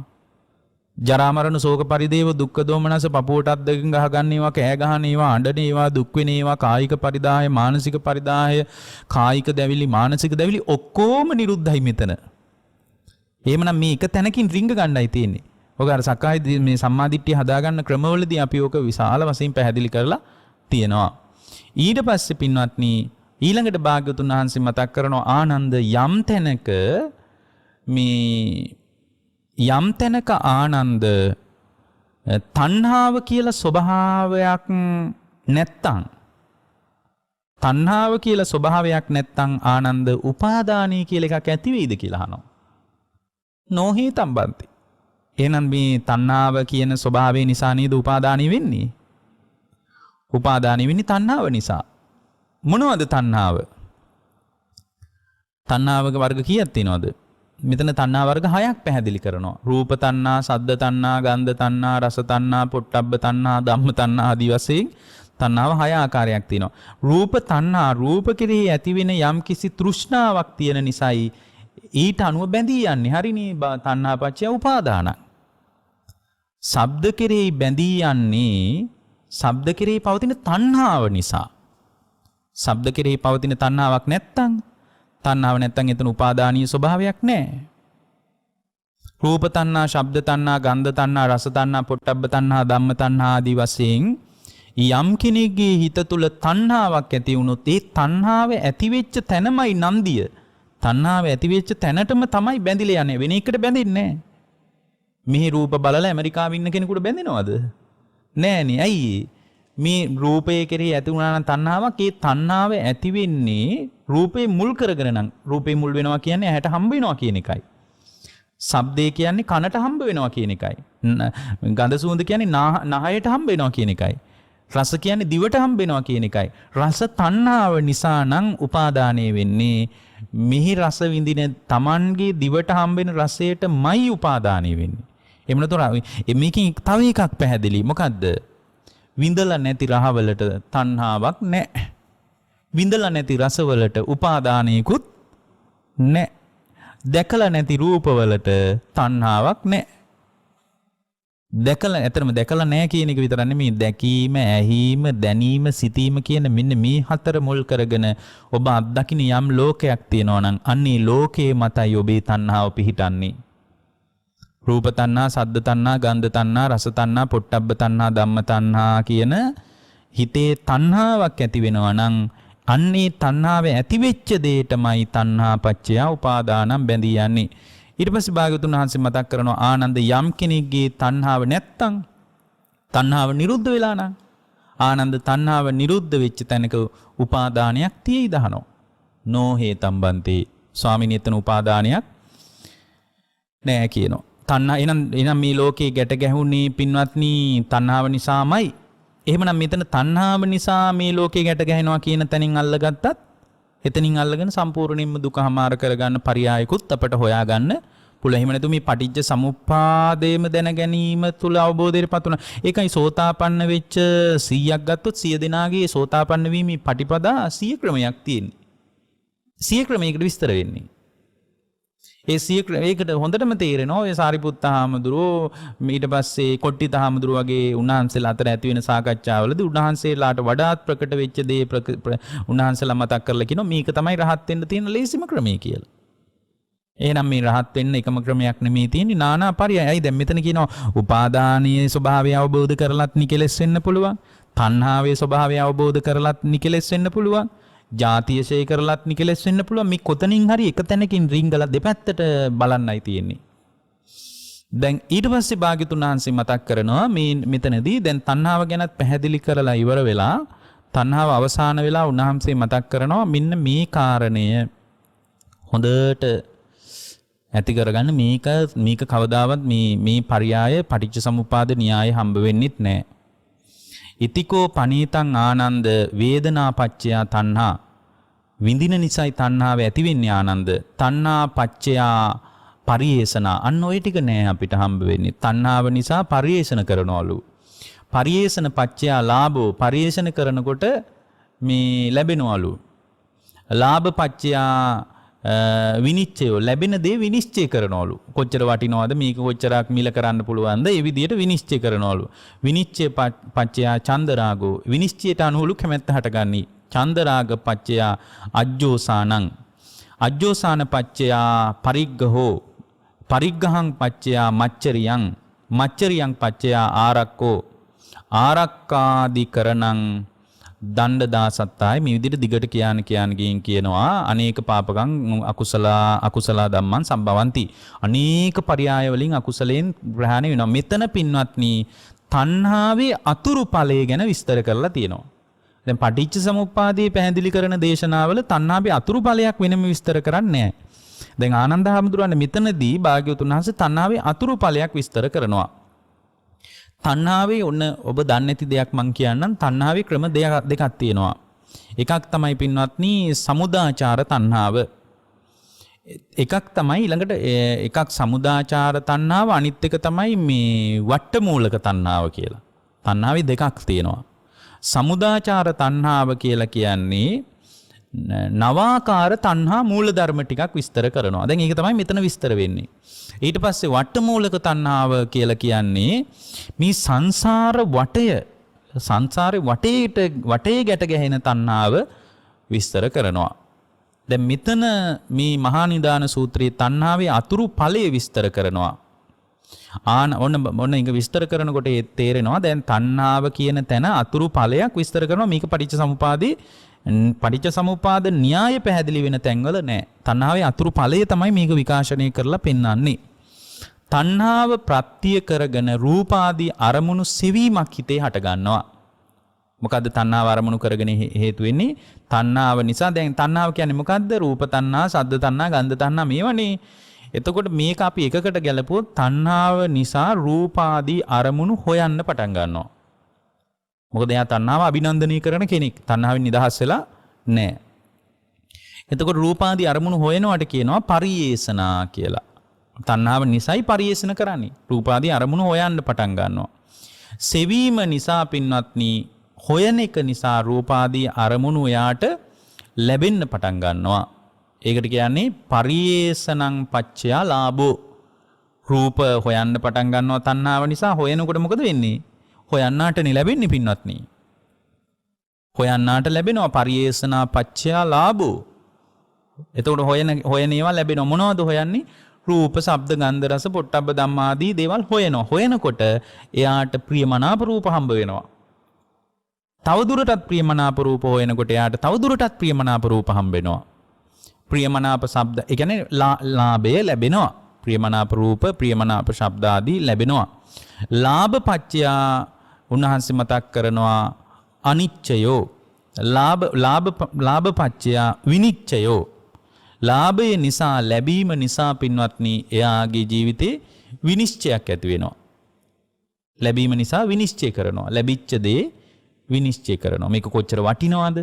මේකෙන් කීයක් ගන්න පුළුවන්ද? මේ විදිහට ලැබිච්ච දෙයක් මොකක් හරි ලාභයක් ලැබුණා නම් ඒ ලැබිච්ච දේ විනිශ්චය කරනවා. විනිශ්චය කරනකොට ඒ විනිශ්චය කරන දේටයි හිතේ චන්දරාගය ඇති වෙන්නේ. චන්දරාගය ඇති වෙනවා. චන්දරාගය කියන්නේ කැමැත්ත ඇති වෙනවා හිතේ. චන්දරාගයේ නිසා පින්වත්නි ඒක දුර්වල චන්දරාගයක් වෙන්නත් පුළුවන්, බලවත් චන්දරාගයක් වෙන්න පුළුවන්. හෙව්වා, ලැබුණා, ලැබිච්ච දේ විනිශ්චය කරලා බැලුවා, වටින්නේ දුර්වල චන්දරාගයක්. ඔන්න මණිකක් හම්බ වෙනවා. මණික එයා බලනවා, විනිශ්චය කරනවා, වටිනවා, ලැබීම ගැන සතුටු වෙනවා, මහා බලවත් චන්දරාගයක් ඇති වෙනවා. එතකොට සමහර වෙලාවට එයා හොයන දේ තක්සේරු අනුව තමයි වටිනාකම තීරණය වෙන්නේ. දැන් මට ඔක හොඳ සිද්ධියක් තියෙනවා. එක්තරා මිනිස්සෙකුට මණිකක් හම්බුණා. මන් දන්න මිනිස්සෙකුට. ඔය ගම්පොළ පැත්තේ. ඒ මිනිස්සයා ඔය මණික අරගෙන විශාල මාණික්කයක් මටත් පෙන්නුවා එක දවසක්. ඒක ඔතාගෙන ඉතින් මේ රට වටේ මේ මණික විකුණන්න දිව්වා. ඔන්න එයාට එවනම් මේ තණ්හාව නිසා මේ පරිේශණය කරා. පරිේශණයේ නිසා යාට මේ පරිේශණං පච්චයෝ ලාභෝ. පරිේශණ ප්‍රත්‍ය කරගෙන ඔන්න ලැබුණා. හොයපු දේ හම්බ වුණා. මේ මිනිස්සයා හම්බ වුණ නිසා ලාභම් පච්චයෝ විනිච්චය. ඔන්න ලැබුණ නිසා විනිශ්චය කරන්න අරන් යනවා තැනින් තැනට. අරගෙන ගිහින් අන්තිමටම විනිශ්චයක් ආවා. මේක මණිකක් නෙමෙයි. මේක මණිකක් වගේ වෙන එකක්. මේක මේ නැචරල් එකක් නෙමෙයි. ඔය මණික් වර්ග තියෙනවනේ ඔය බ්ලූ සපායා නැචරල් කියලා එහෙම තියෙනවා. ඒතර මේක වටිනා මණිකක් නෙමෙයි. මේක එහෙම වටිනාකමක් නැති දෙයක් කියලා ඔන්න ආවා. එතකොට අර ලැබීම නිසා ලැබීම නිසා විනිශ්චය කරනකොට ලාභං පච්චයා විනිච්ඡයෝ විනිච්ඡං පච්චයා චන්දරාගෝ විනිශ්චය නිසායි ඒ විනිශ්චයට අනුව තමයි චන්දරාගයේ දුර්වල එකක්ද වැඩි එකක්ද කියලා තීරණය වෙන්නේ. චන්දරාගය නිසා පින්වත්නි චන්දරාග පච්චයා අජ්ජෝසානං පින්වත්නි චන්දරාගය ඇති කල්ලි තමයි මමය මාගේය මගේ තමයි කියන බලවත් අදහස මතුවේ වෙන්නේ. මේක මටයි අයිති, මේක මගේ දෙයක්, මේක මෙච්චර වටිනවා මොකද ලාභයෙන් තක්ෂේරු කරගෙන ඔක්කොම කරලා ඉවරයි. ඒ විදියට බලනකොට පින්වත්නි එයාගේ ජීවිතය පරිග්ගහං පච්චයා මච්චරියං ඊට අනුවයි මසුරුකම හටගන්නේ. ඒතර මසුරුකම හටගත්තේ කුමක් නිසාද? මසුරුකම හටගත්තේ තණ්හාවේ ඵලයක් විදියට. තණ්හාවේ ඵලයක් විදියට එයාට මසුරුකම ඇති වෙනවා. මච්චරියං පච්චයා ආරක්කෝ පින්වත්නි එයාගේ ජීවිතය තුළ යම් ආකාරයකින් මසුරු බවක් ඇති වුණොත් එයා මේ මසුරු බව ඇති වෙච්ච දේ ආරක්ෂා කරගන්න හදනවද නැද්ද? ආරක්ෂා කරගන්න හදනවා. මච්චරියං පච්චයා ආරක්කෝ ඒ මසුරුකම නිසාම මසුරුකම ඇති වෙච්ච යම් සාධකයක් තියෙනවා නේද? ඒක රැකගන්න එයා බලනවා. ඊට පස්සේ භාග්‍යවතුන් වහන්සේ මතක් කරනවා ඒ ආරක්ෂාදිකරණං ආරක්ෂා කරගන්න යෑම නිසා මේ මිනිස්සයා දඬු මුගුරු ගන්නවා. ඊට පස්සේ එයාගේ ජීවිතය තෝතොපි කියලා වචනෙන් අකුසල් කරගන්නවා, විවාද කරගන්නවා, කලකෝලහල කරගන්නවා. මේ දේශනාවේ ඔක්කොම තියෙනවා. පාපකං අකුසලානං ධම්මානං සම්භවಂತಿ පාප වූ අකුසල් ධර්මයන්ට එයාගේ ජීවිතේ විවෘත වෙලා ආයෙත් අර නූල් බෝලයක් වගේ සංසාරෙට ගැට ගැහෙනවා. මේක තණ්හාවේ අතුරු ඵලයක් විදියට තමයි භාග්‍යවතුන් වහන්සේ මෙතනදී දේශනා කරන්නේ. ඒත් අපි දැන් මෙතන තණ්හාවේ ක්‍රම දෙකක් දැනගත්තා. නව තණ්හා මූල ධර්ම වශයෙන් අපි දැනගත්තා සමුදාචාර තණ්හාව කියලා එකක්. මෙතන ඒක තමයි විස්තර කරන්නේ. නව ආකාර තණ්හාව මූල ධර්මයි මේ පැහැදිලි කරේ. ඒත් නව ආකාර තණ්හා මූල ධර්ම පටිච්චසමුප්පාදේ න්‍යායය පැහැදිලි වෙනවා අඩුයි. ඊළඟට භාග්‍යවතුන් වහන්සේ මතක් කරනවා වට්ටමූලක තණ්හාව සම්පූර්ණයෙන්ම සසර වට්ටය හදන විදිහ. තණ්හාව නිසා උපාදානෙ වෙලා උපාදානයට අනුව බැඳීම් ඇති වෙලා බැඳීමට අනුව තණ්හාව ඇති වෙලා තණ්හාවට අනුව උපාදානය වෙලා මේ ක්‍රියාවලිය ඇති වෙන විදිය ගැන කතා කරනවා. ඒකනේ වට්ටමූලක තණ්හාව. අපි එතකොට මෙතන කතා කරේ නව තණ්හා මූල ධර්ම ගැන. මෙන්න මේ ටික හරි වැදගත්. හොඳට අහගන්න මේ කතාව. ඊට පස්සේ පින්වත්නි භාග්‍යවතුන් වහන්සේ මතක් කරනවා මේ තණ්හාව ගැන කියලා. තණ්හාවට හේතුව එහෙමනම් තණ්හාවටත් හේතුවක් තියෙනවා. තණ්හාවට දැන් අපි දැන් කතා කරපු ටික බලමු. තණ්හාව නිසා උපාදානය වෙනවා, බැඳිලා යනවා. බැඳී යාම කාම උපාදාන, ditthi උපාදාන වශයෙන් බැඳෙනවා. බැඳී යාම නිසා පින්වත්නි විපාක පිණිස කර්ම හැදෙනවා.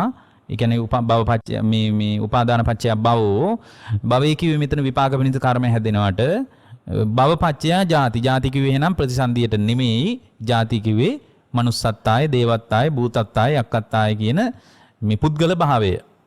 ඒක ගැන කතා කළා. ඊට අනුව තමයි ජරා මරණ දුක. ඊට පස්සේ උන්වහන්සේ මතක් කරනවා ආනන්ද මේ තණ්හාව කියන එක නිකම්ම ඇති වෙච්ච එකක් නෙමෙයි. තණ්හාවට හේතුව තමයි වේදනාව. විඳින දෙයටයි ආනන්ද තණ්හාව ඇති වෙන්නේ. විඳින්න නැතිවට තණ්හාව ඇති වෙන්නේ නැහැ. ඔබ යමක්ද විඳින්නේ විඳින දෙයටයි තණ්හාව ඇති වෙන්නේ. ඒකට කියන්නේ වේදනා පච්චයා තණ්හා කියලා. විඳින දෙයට අනුව යාගේ හිත තුළ තණ්හාව ඇති වෙනවා. ඒතර මම ඒකත් මෙතන වැඩි විස්තර කරන්නේ වේදනාවත් හය ආකාරයි. මොකද තණ්හාවත් හය ආකාරණ වේදනාවත් දැන් කෙනෙක් කියන්න පුළුවන් නෑනේ වේදනාව තුන් ආකාරයිනේ. සුඛන්තිපි වේදනා, දුක්ඛන්තිපි වේදනා, අදුක්ඛම සුඛන්තිපි එහෙම වේදනා කියලානේ තියෙන්නේ නේද? පින්වත්නි වේදනාව හය ආකාරයි. චක්කු සම්පස්සජා වේදනා, සෝත සම්පස්සජා වේදනා, ගාන සම්පස්සජා වේදනා, જીවහා සම්පස්සජා වේදනා, කාය සම්පස්සජා වේදනා, මනෝ සම්පස්සජා වේදනා. ඒ කියන්නේ කයේ මේ සම්පූර්ණයෙන් ඇසේ ස්පර්ශය නිසා හට ගන්නව වේදනාව, කනේ ස්පර්ශය නිසා හට ගන්නව වේදනාව කියලා වේදනාව හය. ඒ වේදනාව තුන් ආකාරයයි. ඒක හරි. චක්කු සම්පස්සජා වේදනා ඇහැ නිසා විඳිනවා. ඒ ඇස නිසා විඳීම සුඛ වේදනාවක්ද විය හැක, දුක්ඛ වේදනාවක්ද විය හැක, මධ්‍යස්ථ වේදනාවක්ද විය හැක. එතකොට අපිට තේරෙනවා වේදනාව හය ආකාරයි. මෙන්න මේ වේදනාව ගැන කතා කරලා භාග්‍යවතුන් වහන්සේ මතක් කරනවා පස්සපච්චයා වේදනාති ඉතිකෝ පනීතං උත්තං තදනත්තාය ඉමිනාපේතං පරියායේන වේදිතබ්බං යතා පස්සපච්චයා වේදනා. භාග්‍යවතුන් වහන්සේ මතක් කරනවා ස්පර්ශයේ හේතු කොටගෙනමයි වේදනාව හටගන්නේ. ස්පර්ශයේ හේතු කරගෙන යම් වෙලාවක වේදනාවක් හට ගන්නවා නම් වේදනාවට අනුව තමයි තණ්හාව ඇති වෙන්නේ. චක්කු සම්පස්සජා වේදනාව ඇසේ ස්පර්ශය නිසා යම් වේදනාවක් හට ගන්නවා නම් ඒ වේදනාවට අනුව තමයි තණ්හාව ඇති වෙන්නේ. ඒකට කියනවා රූප තණ්හා කියලා. චක්කු සම්පස්සජා වේදනාව නිසා ඇති වෙන තණ්හා වේදනාපච්චය තණ්හා ඒකට කියනවා රූප තණ්හා.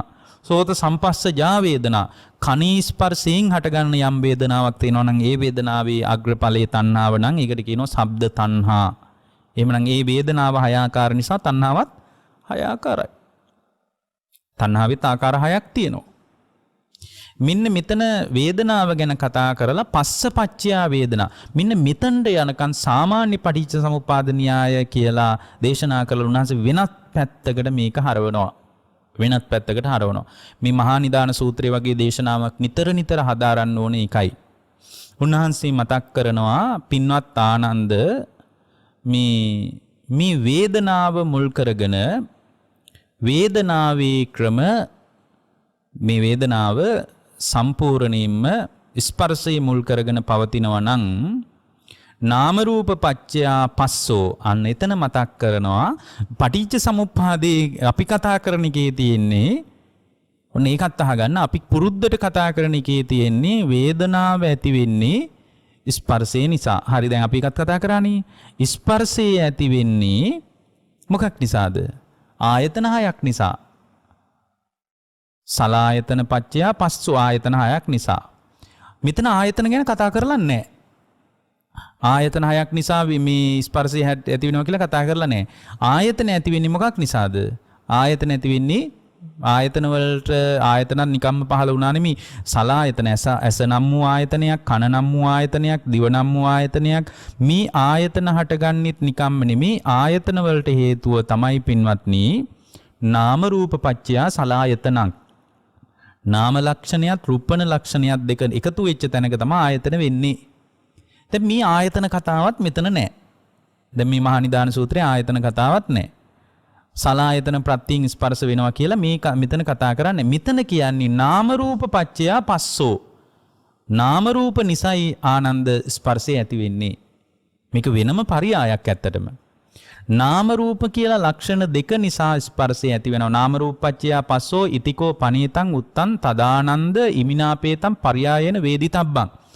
යතා නාම රූප පච්චයා පස්සෝ ආනන්ද මෙයයි නාම රූප ප්‍රත්‍ය කරගෙන ඇති වෙන ස්පර්ශය කියලා නාම රූප කියලා කතාවක් කරනවා. ඒකෙත් බොහොම ලස්සන ගැඹුරු කතාවක් තියෙනවා. සමහර කෙනෙකුට තේරෙන්නත් පුළුවන් නොතේරෙන්නත් පුළුවන්.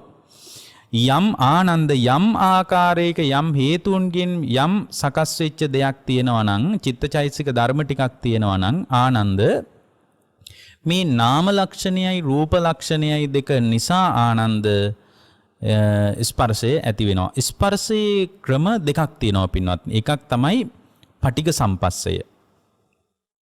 පටිඝ සම්පස්සය කියන්නේ ඔන්න ඔය වචන දෙක හොඳට මනසට දාගන්න. මේ වචන දෙක තමයි පටිඝ සම්පස්සයයි අදිවචන සම්පස්සයයි. මොකද්ද ස්පර්ශ කාය දෙක? පටිඝ සම්පස්සයයි අදිවචන සම්පස්සයයි. මෙතන පටිඝ සම්පස්සේ කියලා කියන්නේ ඔන්න ඒක තෝරගමුකෝ අපි. පටිඝ සම්පස්සේ කියලා කියන්නේ ඇසට රූපයක් ගැටෙන එක. එතන ගැටෙනවා කියන එක තමයි පටිඝය කියලා කියන්නේ. මෙතන ගැටෙනවා කියන අදහස මුල් කරගෙන තමයි පටිඝ සම්පස්සේ කියලා කියන්නේ. ඇසට රූපයක් ගැටෙනවා, කනට ශබ්දයක් ගැටෙනවා. ගැටුණු නිසා ස්පර්ශය හටගන්නේ. ඒකට කියනවා පටිඝ සම්පස්සේ කියලා.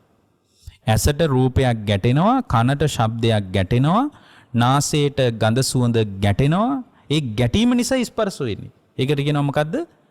පටිඝ සම්පස්සය. ඒතර පටිඝ සම්පස්සේ සම්පූර්ණයෙන්ම රූපකය මුල් කරගෙන පවතින දෙයක්. ඇස කන නාසය දිව කය කියන ස්වභාවයේ ගැටෙනවනේ. රූප ශබ්ද ගන්ධ රස ආදී දේවල් ගැටීමක් ඇති වෙනවනේ. ඒකට කියනවා පටිඝ සම්පස්සේ කියලා. මෙන්න මේ කාරණයත් මේ දේශනාවේ විශේෂයෙන්ම අවධාරණය වෙන එකක්. ඊළඟ කාරණිය තමයි අදිවචන සම්පස්සේ. අදිවචන සම්පස්සේ කියලා කියන්නේ නාම ධර්ම එකතු වෙලා හිතේ ඇති වෙන චිත්තචෛතසික ධර්මවල ගැටීම. අදිවචන සම්පස්සේ කියන්නේ ඒක සියුම් නෑ. ඒක ප්‍රකට නෑ. ඒක ඊටාම සියුම් ස්වභාවයක්. නාම ධර්මයන් වල ගැටීමක් ඇති වෙන එකට කියනවා මොකද්ද? අදිවචන සම්පස්සය. රූප ධර්මී ඇසට රූපයක් ගැටෙන එක, කනට ශබ්දයක් ගැටෙන එක, නාසයට ගඳ සුවඳ ගැටෙන එක, ඒකට කියනවා පින්වත්නි මොකද්ද? පටිඝ සම්පස්සය. මෙතන ඊළඟට භාග්‍යවතුන් වහන්සේ කියනවා, දේශනා කරනවා, පින්වත් මහණෙනි මේ පටිඝ මේ උන්වහන්සේ මතක් කරනවා මේ නාමකායේ පටිඝ සම්පස්සේ දත යුතුය කියලා. නාමකායේ පටිඝ සම්පස්සේ දත යුතුය, රූපකායේ අදිවචන සම්පස්සේ දත යුතුය කියලා. ආනන්ද නාමකායේ පටිඝ සම්පස්සයත් රූපකායේ අදිවචන සම්පස්සයත් තෝරා බේරාගෙන දැන ගැනීමෙන් තොරව නිදහස් වීමක් නැහැ කියනවා. දැන් ඔන්න ඊට පස්සේ ආයෙත් යම් උබතෝ කෝටික ප්‍රශ්නයක් වගේ එකක් එන්න පුළුවන්. මේක නුවණින් කල්පනා කරනකොට කිසි කෙනෙකුට තේරෙන්නේ නැහැ. මේක වෙනම අපබ්‍රංශයක් මේ මොනවා කියනවද දන්නේ නැහැ කියලා හිතෙන්න පුළුවන්. මම ඒකයි මේක කවදාවත් يعني ගොඩක් අහලා නැති නිසා මම මේක විස්තර කරන්නේ. පටිඝ සම්පස්සේ කියන්නේ රූපකායට ගැටෙන එක.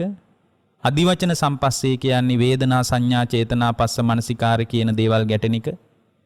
එතකොට මේ නාම රූප අත ඒ කියන්නේ පටිඝ සම්පස්සේ රූපේට අයිති දෙයක්, අදිවචන සම්පස්සේ නාමයට අයිති දෙයක්. ඊට පස්සේ භාග්‍යවතුන් වහන්සේ මතක් කරනවා මේ අදිවචන සම්පස්සේ කියන්නේ රූප නාමකායේ අදිවචන නාමකායේ පටිඝ සම්පස්සේ දත යුතුය, රූපකායේ අදිවචන සම්පස්සේ දත යුතුය. දැන් ආය අනිත් පැත්තට ඕක කියනවා. දැන් පින්වත්නි දැන් අපි ඉස්සෙල්ලා කිව්වනේ රූපකායේ තියෙන පටිඝ සම්පස්සයක් කියලා. ඊට පස්සේ භාග්‍යවතුන් වහන්සේ මතක් කරනවා පින්වත් මහණෙනි මොකද මේ නාම රූප ප්‍රත්‍යයෙන් තමයි ස්පර්ශය හටගන්නේ කියන එක කියන්නයි මේ කියන්නේ.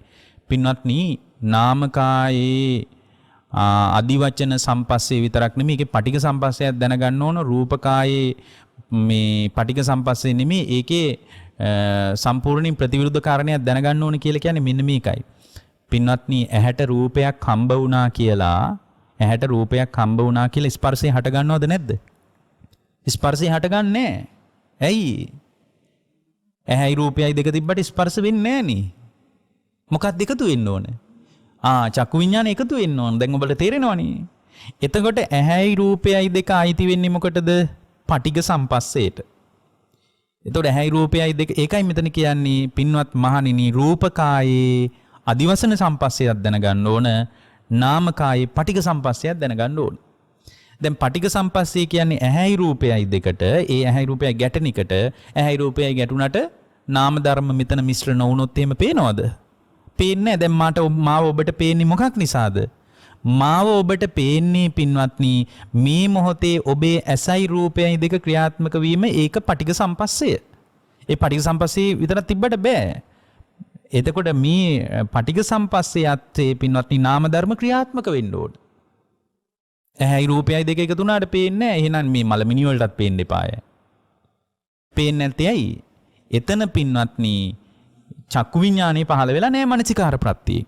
අන්න මේක තමයි කියන්නේ නාමකායේ පටිඝ සම්පස්සයත් රූපකායේ අදිවචන සම්පස්සයත් දැනගන්න ඕන කියලා. පින්වත්නි පටිඝ සම්පස්සේ තුල නාමකාය මිශ්‍ර වෙනවා කියන එක තමයි නාමකාය පටිඝ සම්පස්සේ සහ රූපකාය අදිවචන සම්පස්සේ කියලා කියන්නේ. මේ එක විදියකින් තව විදියකින් කිව්වොත් නාම රූප ධර්මයන්ගේ එකතු වීම පිළිසිඳ දැනගන්න ඕන ස්පර්ශ වෙන විදිය. ඒක තමයි අපි මේ කිව්වේ ඇහැට රූපයක් හම්බ වෙනවා පටිඝ සම්පස්සේ තියෙනවා. හැබැයි නාම ධර්ම ඇති වෙලා නැහැ. මේ පටිඝ සම්පස්සේ විතරක් තිබ්බට ස්පර්ශය වෙන්නේ නැහැ. නාම රූප ප්‍රත්‍යයෙන් පස්සේ ස්පර්ශය ඇති වෙන්නේ. ස්පර්ශ වෙන්න නම් මානසිකාර ප්‍රත්‍යයෙන් චක්කු විඤ්ඤාණය පහළ වෙන්න ඕන. ඒ මානසිකාර ප්‍රත්‍යයෙන් චක්කු විඤ්ඤාණය පහළ වෙන ස්වභාවයේ පින්වත්නි අපි දැනගන්න ඕන. නාම රූප ධර්ම නැත්නම් පින්වත්නි හට ගැනීමක් ඇති වෙන්නේ නැහැ. ස්පර්ශ වෙන්නේ නැහැ. එතකොට මේකේ අනිත් පැත්තට අපි කියවනේ රූපකායේ අදිවචන සම්පස්සේ දැනගන්න ඕන කියලා. දැන් රූපකායේ අදිවචන සම්පස්සේ කියලා කියන්නේ අදිවචනේ කියලා මෙතන කිව්වේ නාම ධර්ම වලට. පින්වත්නි නාම ධර්ම විතරක් තිබුණාටත් ස්පර්ශ වෙන්නේ නැහැ. නාම ධර්ම විතරක් ක්‍රියාත්මක වුණා කියලා ස්පර්ශ වීමක් ඇති වෙන්නේ නැහැ.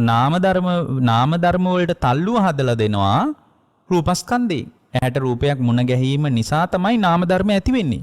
වේදනා සංඥා චේතනා පස්ස මනසිකාරය කියලා නාම ධර්ම ටිකක් ඇති වෙන්නේ ඇහැට රූපයක් මුණ ගැහිම නිසා. ඒ විතරක් නෙමෙයි ඇහැට රූපයක් විතරක් මුණ ගැහුණට වැඩකුත් නැහැ. ඇහැට රූපයක් හම්බුණාට කිසි දෙයක් කරගන්න බෑ. මේ ඇස සම්බන්ධව අදිවචන සම්පස්සේ නැත්තම්. මෙන්න මේ දෙක එකතු වීම ඊටාම පැහැදිලිව දැනගන්න ඕන කියනවා. මෙතන තමයි පටිච්ච සමුප්පාදේ ගැඹුරින්ම ලියා ගන්න තියෙන තැන පින්වත්නි. එතකොට දැන් ඔබට හොඳටම තේරෙනවා ඔබට කොච්චර රූප දැක්කත් ඔන්න දැන් මේකෙන් හොඳට තේරුම් ගන්නකො කොච්චර රූප දැක්කත් කොච්චර ශබ්ද ඇහුණත් කොච්චර ගඳ සුවඳ දැනුණත් පින්වත්නි ඔබට ස්පර්ශය හටගන්නේ නැහැ. ඇයි? එක වෙලාවක ස්පර්ශය හටගන්නේ එක ආයතනයක විතරයි. ඒක තේරෙනවද? ඇසේ ස්පර්ශය හටගන්න වෙලාවට ඇස ආයතනයක් විදියට ක්‍රියාත්මක වෙන වෙලාවට ඔබට කන ආයතනයක් විදියට ක්‍රියාත්මක වෙන්නේ නැහැ. එහෙමනම් එතන පින්වත්නි මේ පටිඝ සම්පස්සේ නැද්ද? මේ වෙලාවේ පින්වත්නි ඔබට පටිඝ සම්පස්සය ඇස කන නාසය දිව කය කියන මේ පහින්ම ඇති වෙන්න බැරිද? පුළුවන්. ඇහැට රූප පේනවා, කනට ශබ්ද ඇහෙනවා, නාසයට ගඳ සුවඳ දැනෙනවා, දිවට රහ දැනෙනවා. හැබැයි ඒ සියලු දේවල් වලට නාම ධර්ම එකතු වෙච්ච තැන විතරයි පේන්නේ. ඇහැට රූප පෙනුනට, කනට ශබ්ද ඇහුනට ඒ සියලු දේවල් එකපාර ඇතුළට ගන්න බෑ. ඇයි? එක වෙලාවක එක ආයතනයයි ක්‍රියාත්මක වෙන්නේ. චක්කු සම්පස්සජා වේදනාව මුල් කරගෙන ඇසේ ආයතන ක්‍රියාත්මක වෙනවා කියලා කියන්නේ ඇස සම්බන්ධව නාම රූප ක්‍රියාත්මක වෙනවා කියන එකනේ. ඇස සම්බන්ධව ඔන්න මේ විදිහට තේරුම් ගන්න. ඇස සම්බන්ධව නාම රූප ක්‍රියාත්මක වෙන තැනක කන සම්බන්ධව නාම රූප ක්‍රියාත්මක වෙන්නේ නැහැ. එතකොට ඔන්න ඊළඟට තව ප්‍රශ්නයක් එනවා. මොකද්ද? එහෙනම් ඔබ වහන්සේ අපිට දැන් පේන්නේ කියන එකත් ඇහින්නේ. ඇහෙනවා නෙමෙයි, ඇහි නිරුද්ධ වෙලා යනවා. නිරුද්ධ වෙනකොට නැවත මාව පේනවා. ඒ වේගයේ වැඩිකම නිසා ඔබට හිතෙන්නේම අවිද්‍යාව නිසා එක දිගට පේනවා කියලා. හිතෙන්නේ එක දිගට ඇහෙනවා කියලා. ඇහිච්ච දේ ඇහි නිරුද්ධ වෙවි යනවා. ඒ නිසා පේනවා. පින්වත්නි මේ පටිඝ සම්පස්සය තිබුණට මදි. අදිවචන සම්පස්සයත් මිශ්‍ර වෙන්න ඕන. ඇස සම්බන්ධව අදිවචන සම්පස්සේ ක්‍රියාත්මක වුණොත් ඒකයි කිව්වේ රූපකායේ අදිවචන සම්පස්සයත් නාමකායේ පටිඝ සම්පස්සයත් දත යුතුය කියලා. නාම ධර්ම විතරක් තිබ්බත මදි. එතන පටිඝ සම්පස්සේ එකතු වෙන්න ඕන.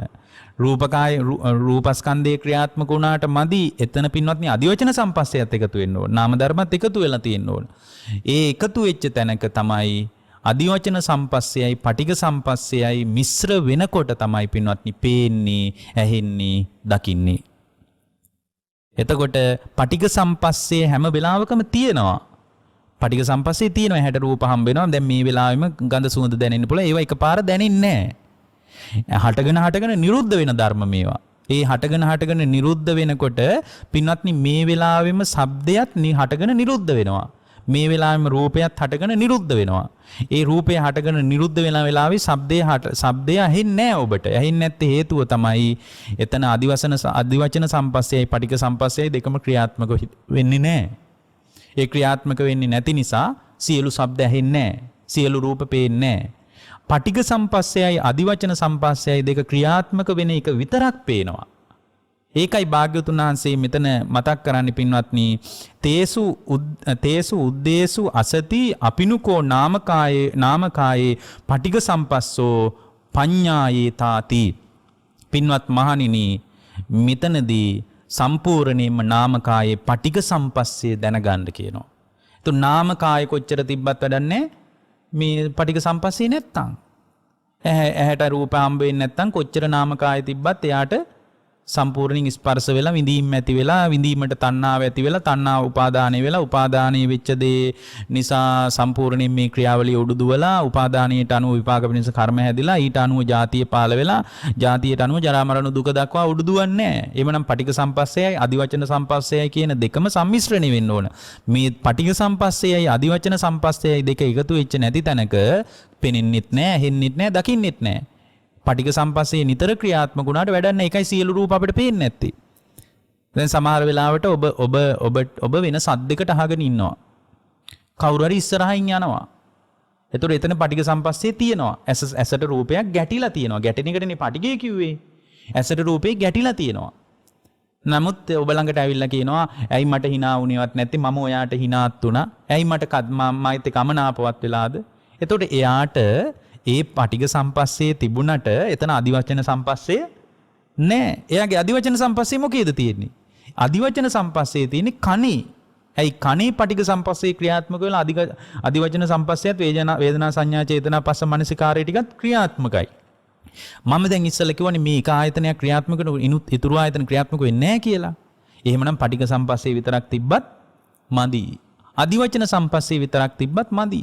ඇහැයි රූපයයි දෙක නැත්තම් අන්ධේකට එතන ලොකු අර්බුදයක් පවතින්නේ ඒකයි. ඇහැ මුල් කරගෙන.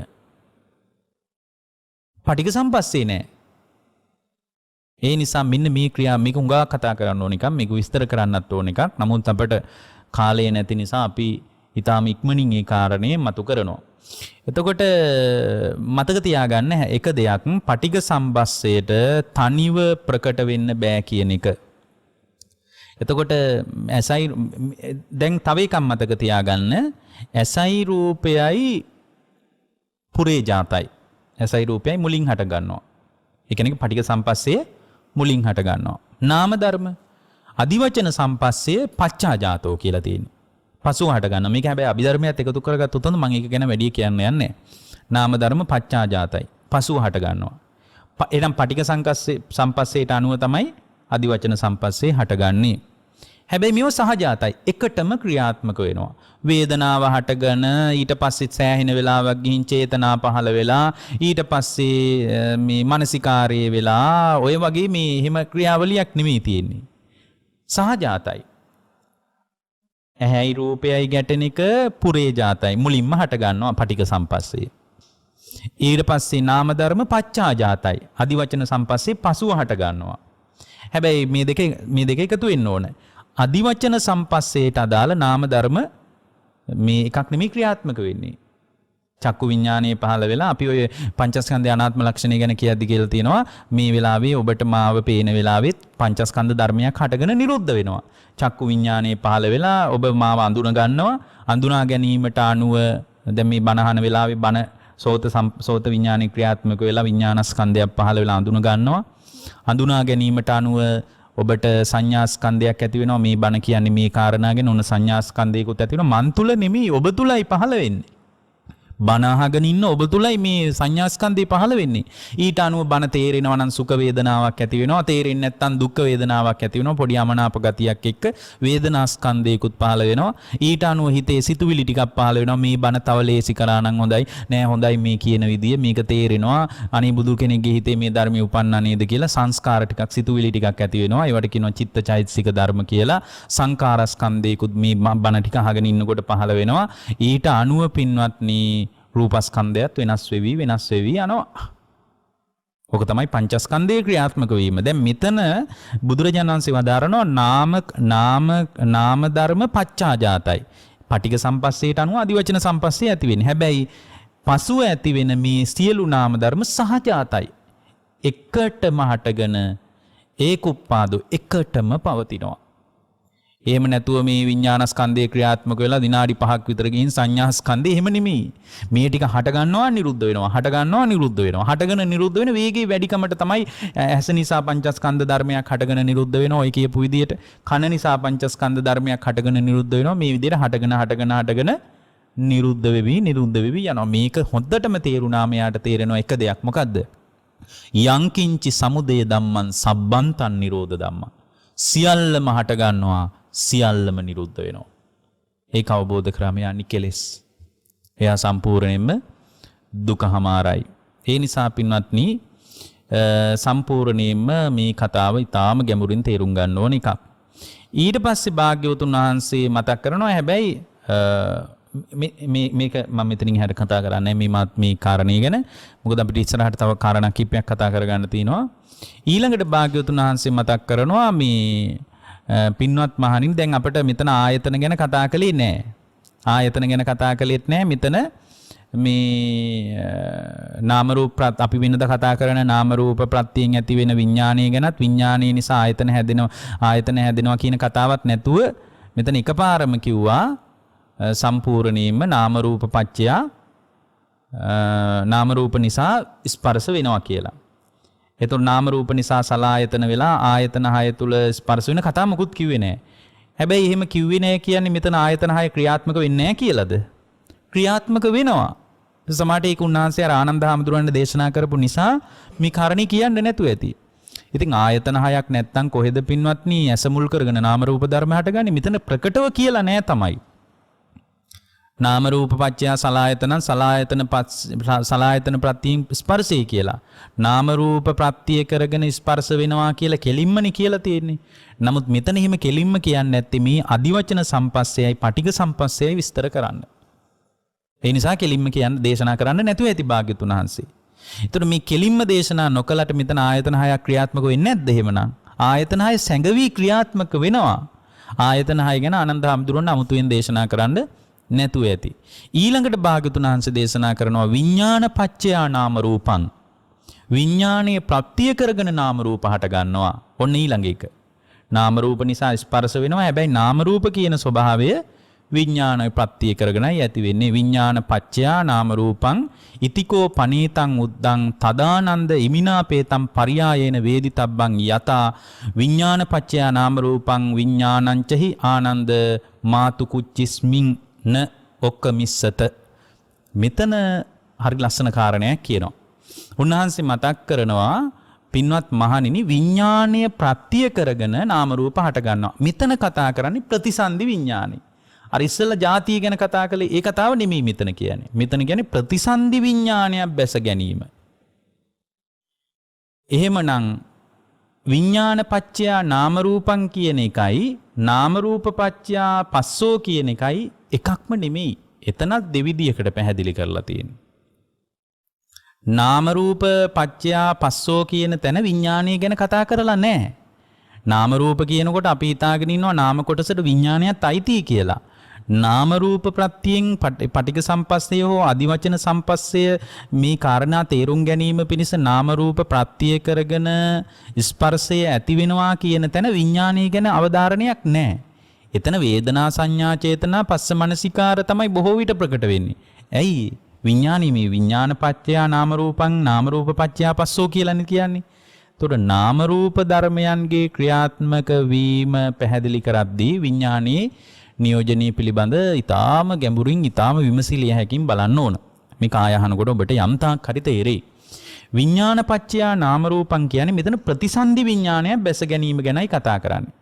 ප්‍රතිසන්දි විඥානය බැහැ ගැනීම. මොකද්ද මෙතන කියන්නේ? මාතු කුච්චිස්මින්න ඔක්කමිස්සත අතනුකෝ නාම රූපං මාතු කුච්චිස්මින්ති සමුච්චිසාති. මෙතන මතක් කරනවා පින්වත් මහණෙනි ආනන්ද විඥානයේ හේතු කරගෙන නාම රූප හට ගන්නවා. විඥානය නිසා නාම රූප හට ගන්නවා. නාම රූප නිසා ස්පර්ශ වෙනවා. ආයතන කතා නැහැ. ස්පර්ශ වුණාම ස්පර්ශ වෙන දේ විඳිනවා. විඳින දෙයට තණ්හාව ඇති වෙනවා. තණ්හාව ඇති වෙච්ච දෙයට හිත බැඳිලා යනවා. තණ්හාවෙත් අර නවාකාර තණ්හාවක් විස්තර කරානේ.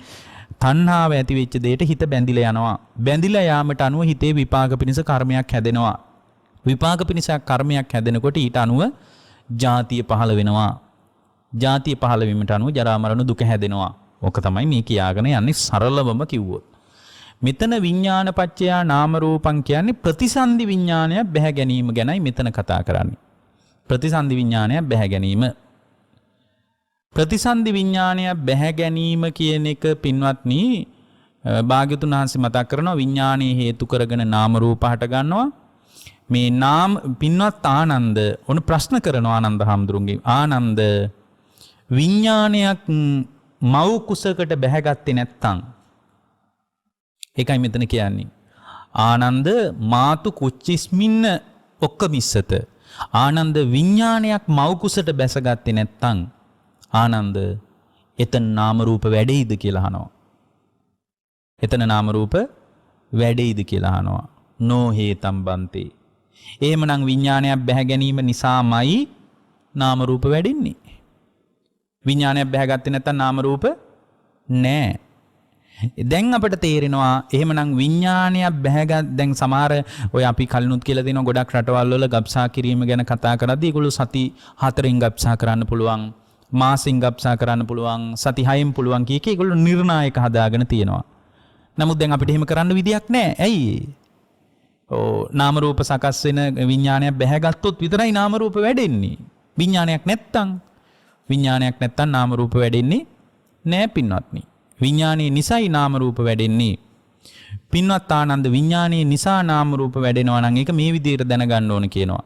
ආනන්ද විඥානයේ හේතුවෙන් නාම රූප හටගන්නේ යම් ආකාරයෙන්ද ඒක මේ විදියයි. දරු ගර්භාෂ බිත්තියක් ඇතුලේ විඥානීය ක්‍රියාත්මක නොවුනොත් ප්‍රතිසන්දි විඥානයක් බැහැගත්තේ නැත්නම් නාම රූප කියලා එකක් ගැබ ඇතුලේ වැඩෙන්නේ. එහෙනම් ගැබ ඇතුලෙත් නාම රූප කියලා දෙකක් වැඩෙනවා. සාමාන්‍ය අපි කතා කරන පටිච්ච සමුප්පාද න්‍යායයට අනුව නම් නාම රූප කියලා එකක් වැඩෙන එක නිසා තමයි ආයතන හයක් වැඩෙන්නේ ගැබ ඇතුලේ. ඇස නම් වූ ආයතනේ, කන නම් වූ ආයතනේ වැඩෙන්නේ නාම රූප ප්‍රත්‍යය. නාම රූප වලට ප්‍රත්‍යය තමයි විඥානයක් ගැබට බැහැ ගැනීම. විඥානයක් ගැබට ප්‍රතිසන්දි විඥානයක් බැහැගත්ත නිසාමයි පින්වත්නි එතන නාම රූප වෙන්නේ.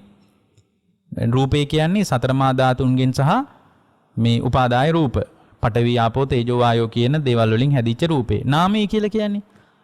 නාමය කියලා කියන්නේ පින්වත්නි මෙතන වේදනා සංඥා චේතනා පස්ස මනසිකාරය කියන කාරණා ටික. වේදනා සංඥා චේතනා පස්ස මනසිකාරය කියන ටික. මෙතන විඥානය කතා කරන්නේ. දැන් කෙනෙක් හිතන්න පුළුවන් පංචස්කන්ධේ රූප වේදනා සංඥා සංකාර විඥාන කියලා. එතකොට නාම රූප නම් රූපේට රූපයයිති වේදනා ස්කන්ධේ සංඥා ස්කන්ධේ සංකාර ස්කන්ධේ විඥාන ස්කන්ධේ නාම කොටසට අයිති කියලා කතා කරන්න පුළුවන්. මෙතන ඒක ගන්න බෑනේ. ඇයි ඒ? විඥාන ස්කන්ධය කියලා ස්කන්ධයක් මෙතන තියෙනවනේ. ඒක කොහොමද ගන්නෙ? ඇයි විඥාන ප්‍රත්‍යයනේ නාම රූප වෙනවා කියන්නේ? විඥාන ප්‍රත්‍යයෙන් නාම රූප වෙනවා කියනවා නම් ආයේ නාමයසි විඥාන ස්කන්ධයක් තියෙන විදියක් නැහැනේ. මෙතන කතා කරන්නේ සතර මහා ධාතුන්ගෙන් හටගත්ත රූපයයි වේදනා සංඥා චේතනා පස්ස මනසිකාරය කියන නාම ධර්ම ටිකයි. මෙන්න මේ නාම රූප හටගන්නේ මොකක් නිසාද? විඥානයක් බැහැ ගැනීම නිසා. ඊට පස්සේ භාග්‍යවතුන් වහන්සේ මතක් කරනවා උන්වහන්සේට දේශනා කරන්න උවමනාව තියෙන්නේ ප්‍රතිසන්දියටත් ප්‍රවෘත්තියටත්. ප්‍රවෘත්තිය කියන්නේ මොකද්ද? අහලා තියෙනවද ප්‍රවෘත්තිය කියලා? මේ ප්‍රවෘත්තිය කියන්නේ නිවුස් වලට නෙමෙයි. මෙතන ප්‍රවෘත්තිය කියලා කියන්නේ පින්වත්නි පැවැත්මට. ප්‍රවෘත්ති විපාක කියලා එහෙම කියන්නේ. ප්‍රවෘත්තිය කියන්නේ මොකද්ද? පැවැත්මට. උන්වහන්සේට දේශනා කරන්න අවශ්‍යතාවය තියෙනවා මෙතන ආනන්ද ප්‍රතිසන්දියටත් පැවැත්මටත් දෙකටම විඥානය තියෙන්න ඕන කියන එක. උන්වහන්සේ මතක් කරනවා එහෙනම් ප්‍රතිසන්දියටත් විඥානය නිසා නාම රූප හට ගන්නවා.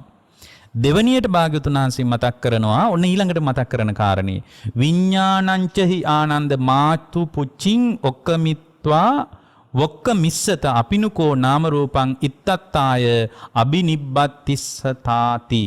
උන්වහන්සේ මතක් කරනවා ආනන්ද විඥාණයට මව් කුසට බැහැගෙන තියෙද්දී ටික කාලයකින් නැවත විඥාණය බැහැර වුණොත් අන්න ප්‍රවෘත්තියේදීත් විඥාණය නැත්තම් නාම රූප වලට පැවැත්මක් නැහැ කියන්නයි මේ කියන්නේ. ප්‍රවෘත්තියේදී විඥානය නැත්නම් නාම රූප පැවතින්නේ නැහැ. උන්වහන්සේ මතක් කරනවා ඒක පැහැදිලි කරන්නයි මේ කියන්නේ.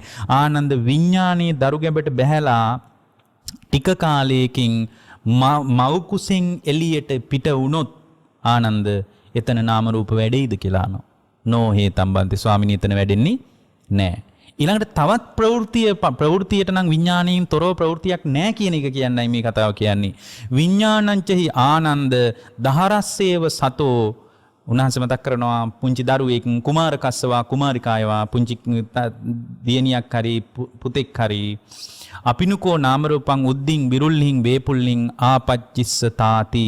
පින්වත් ආනන්ද දරුවෙක්ගේ හරි කියන්නේ එයා දැන් ගැබෙන් එළියට ඇවිල්ලා. මොකද එයා කුමාරයෙක්ව කුමාරිකාවක් කියලා දන්නවා. දරුවෙක්ගේ විඥාණය යම් දරුවෙක්ගේ විඥානයේ ලදරු අවදියේදීම යම් වෙලාවක පිට වුණොත් ලදරු අවදියේදී මේ විඥානේ පිට වුණොත් ආනන්ද එතන නාම රූප වැඩිමක් මෙතන කියනවා විරුල්හින් වේපුල්හින් ආපච්චි වැඩිමක් දියුණු වීමක් විපුල බවක් ඇති වේ දහනවා නාම රූපවල නෝ හේතම් බන්ති. මේකෙන් එකක් අපි තේරුම් ගන්න ඕන නාම රූප වැඩෙන්නේ විඥානයේ නිසා. ගැබකත් එහෙමයි ප්‍රතිසන්දියටත් විඥානය අවශ්‍යයි ප්‍රවෘත්තියටත් විඥානය අවශ්‍යයි. ඒක කියන්න තමයි මේ සිද්ධි තුනක් අරගෙන උන්වහන්සේ කියන්නේ. විඥානේ බැහැ ගැනීම නිසා නාම රූප ඇති වෙනවා. එහෙමනම් ප්‍රතිසන්දියට විඥානය අවශ්‍යමයි. ප්‍රතිසන්දිය ඇති වෙලා ටික කාලෙකින් විඥානය බැහැර වෙනවා. එහෙම නැත්නම් නාම රූප එනම් මේ මෙතන ප්‍රවෘත්තියට විඥානය ඍජුවම සම්බන්ධයි. ඊට පස්සේ දරුවෙක් විදියට උපන්නට පස්සේ විඥානය බැහැර වුණොත් එතනත් නාම රූප කඩා වැටෙනවා. නාම රූප කඩා වැටුණොත් ආයතන 6 වැඩෙන්නේ නැහැ. ඇස නම් වූ ආයතනේ ඒකයි මලමිනි වලට ආයතන නැත්තේ. මලමිනි වලට තියෙන්නේ මලමිනි වලට ඇහැ ඒ විදිහටම තියෙනවා. කන ඒ විදිහටම තියෙනවා. දිව ඒ විදිහටම තියෙනවා. දිව එළියට ඇරලා බැලුවම ඒ දිවමයි. වෙනසක් නැහැ. මොකද්ද නැත්තේ? නාම රූප නැහැ. වේදනා සංඥා චේතනා පස්ස මනසිකාරේ නැහැ. නාම ධර්ම විතරක් තියෙනවා. මේකෙන් අරකම තේරුම් ගන්න ඕන මොකද්ද? පටික සම්පස්සයයි අදිවසන සම්පස්සයයි. ඒ කාරණේම තමයි මෙතන තේරුම් ගන්න ඕන. ඊට පස්සේ භාග්‍යවතුන් වහන්සේ මේ දේශනාවේදී අපි ඊටාම හොඳින් මේක ගැඹුරින් තේරුම් ගන්න ඕන දෙයක් තමයි පින්වත්නි මේ විඥානයේ කියන බීජය සම්පූර්ණයෙන්ම පින්වත්නි නාම රූප කියන කුඹුරේ තමයි පැලවෙන්නේ. විඥානයේ කියන බීජය නාම රූප කියන කුඹුරේ තමයි පැලවෙන්නේ. ඔකට හොඳ සූත්‍රයක් තමයි බීජ සූත්‍රය බලන්න. තණ්හාවෙන් තෙත් වෙවි පැලවෙන්නේ. තණ්හාවෙන් තෙත් වෙවි පැලවෙන්නේ. තණ්හාවෙන් තෙත් වීමක් නැත්තම් පැලවෙන්නේ නැහැ. අර සමහර දේශනාවල තියෙන මොකද්ද ඒක දේශනාවක දෙනවා කම්මං කෙත්තං විඥානං බීජං තණ්හාසිනියෝ කියලා. පින්වත් මහණෙනි කර්මයේ කියන කුඹුර නැත්තම් කර්මයේ කියන ක්ෂේත්‍රේ නැත්තම් විඥානයේ කියන බිජුව නැත්තම් තණ්හාවෙන් තෙත් වීමක් නැත්තම් එතන විඥානයේ විපුල භාවයක් නැහැ කියනවා. මේ බීජ සූත්‍රයේ එක විදියකින් කියනවා පින්වත් මහණෙනි නාම රූප කියන කුඹුරේ තමයි විඥානයේ පැලවෙන්නේ. එතනත් තණ්හාවෙන් තෙත් වී පැලවෙන්නේ. තුන නාම රූප මෙතන ඊළඟට කියන කාරණේ තමයි අනිත් පැත්තට භාග්‍යවතුන් වහන්සේ මතක් කරනවා විඥාන පත්‍ය නාම රූපං කියලා දැන් මතක් කළා. ඊළඟට මතක් කරනවා නාම රූප පත්‍ය විඥානං කියලා. නාම රූපම ප්‍රත්‍ය කරගෙන ආය විඥානයකට තල්ලුවක් හැදිලා දෙනවා. නාම රූප ධර්ම වැඩෙන්න කර්මයේ මෝර විපාක පිණිස කර්ම හැදි නැවතත් විඥානීය පැලවෙන්න තල්ලුව දෙනවා. ඒකයි මේ දේශනාවල ගොඩක් අයට තේරුම් ගන්න බෑ විඥාන පත්‍යා නාම රූපං කියන එක නම් හරි හාමුදුරුවනේ. හැබැයි නාම රූප පත්‍යා විඥානං කියන්නේ මොකද්ද කියලා. නාම රූප පත්‍යා විඥානං කියන්නේ විඥානීය නිසා නාම රූප වැඩෙනවා. නාම රූප වැඩිගෙන ගිහින් විපාක පිණිස ඒ ඔස්සේ කර්ම හැදිලා ආයෙත් විපාක පිණිස කර්මයක් හදලා ආයෙත් විඥානීය පැලවෙන තැනටම නාම රූප වලින්ම තල්ලුව දෙනවා. එතකොට මේ කාරණේ අපි හොඳටම තේරුම් ගන්න ඕන පින්වත්නි. එතකොට විපාක විඥානේ කියන්නේ ප්‍රවෘත්තිය කියලා අපි කිව්වේ. විපාක විඥානේ වෙනස් වුනොත් එතන නාම රූප වෙනස් වෙනවා. ඒකත් හොඳට තේරුම් ගන්න. උපන් සත්වයාගේ විපාක විඥානේ වෙනස් වුනොත් ඒක වෙනස් වෙන්න පුළුවන්. වෙනස් වුනොත් නාම රූප වෙනස් වෙනවා. ඒකයි පින්වත්නි නාම රූප වෙනස් කරලා දිබ්බසෝත ඥානෙම උපදවගන්නේ. එතකොට අපිට තේරෙනවා විපාක විඥානය වෙනස් වෙනකොට නාම රූප වෙනස් කරගන්න පුළුවන් කියන කතාව. එතකොට විපාක විඥානයේ වෙනස් වෙන કોઈ රහතන් වහන්සේලා තුල එහෙම ඇති වෙන දැන් ඔය සමහර ලාවට මේක හරියට උදාහරණයකින් මම කියන්නම්. දැන් කොටයක් උඩට නැගලා ඒ කොටය යම් කෙනෙක් කැටයම් කරනවා වගේ තමයි විඥානයේ නිසා නාම රූප ඇති වෙනවා කියන කතාව. කොටයක් උඩට නැගලා මේ මිනිස්සෙක් ඒ කොටේ කැටයම් කරනවා වගේ තමයි විඥානය කියන මිනිස්යා විසින් මිනිස්සෙකුගේ විඥාණයට නාම රූප කියන කොටේ කැටයම් කරනවා. අනිත් පැත්තට කියනවා නාම රූප පත්‍ය විඥානං කියලා. කොටයක් කියලා එකක් නැත්තම් කොහෙද මිනිහෙක් නගින්නේ?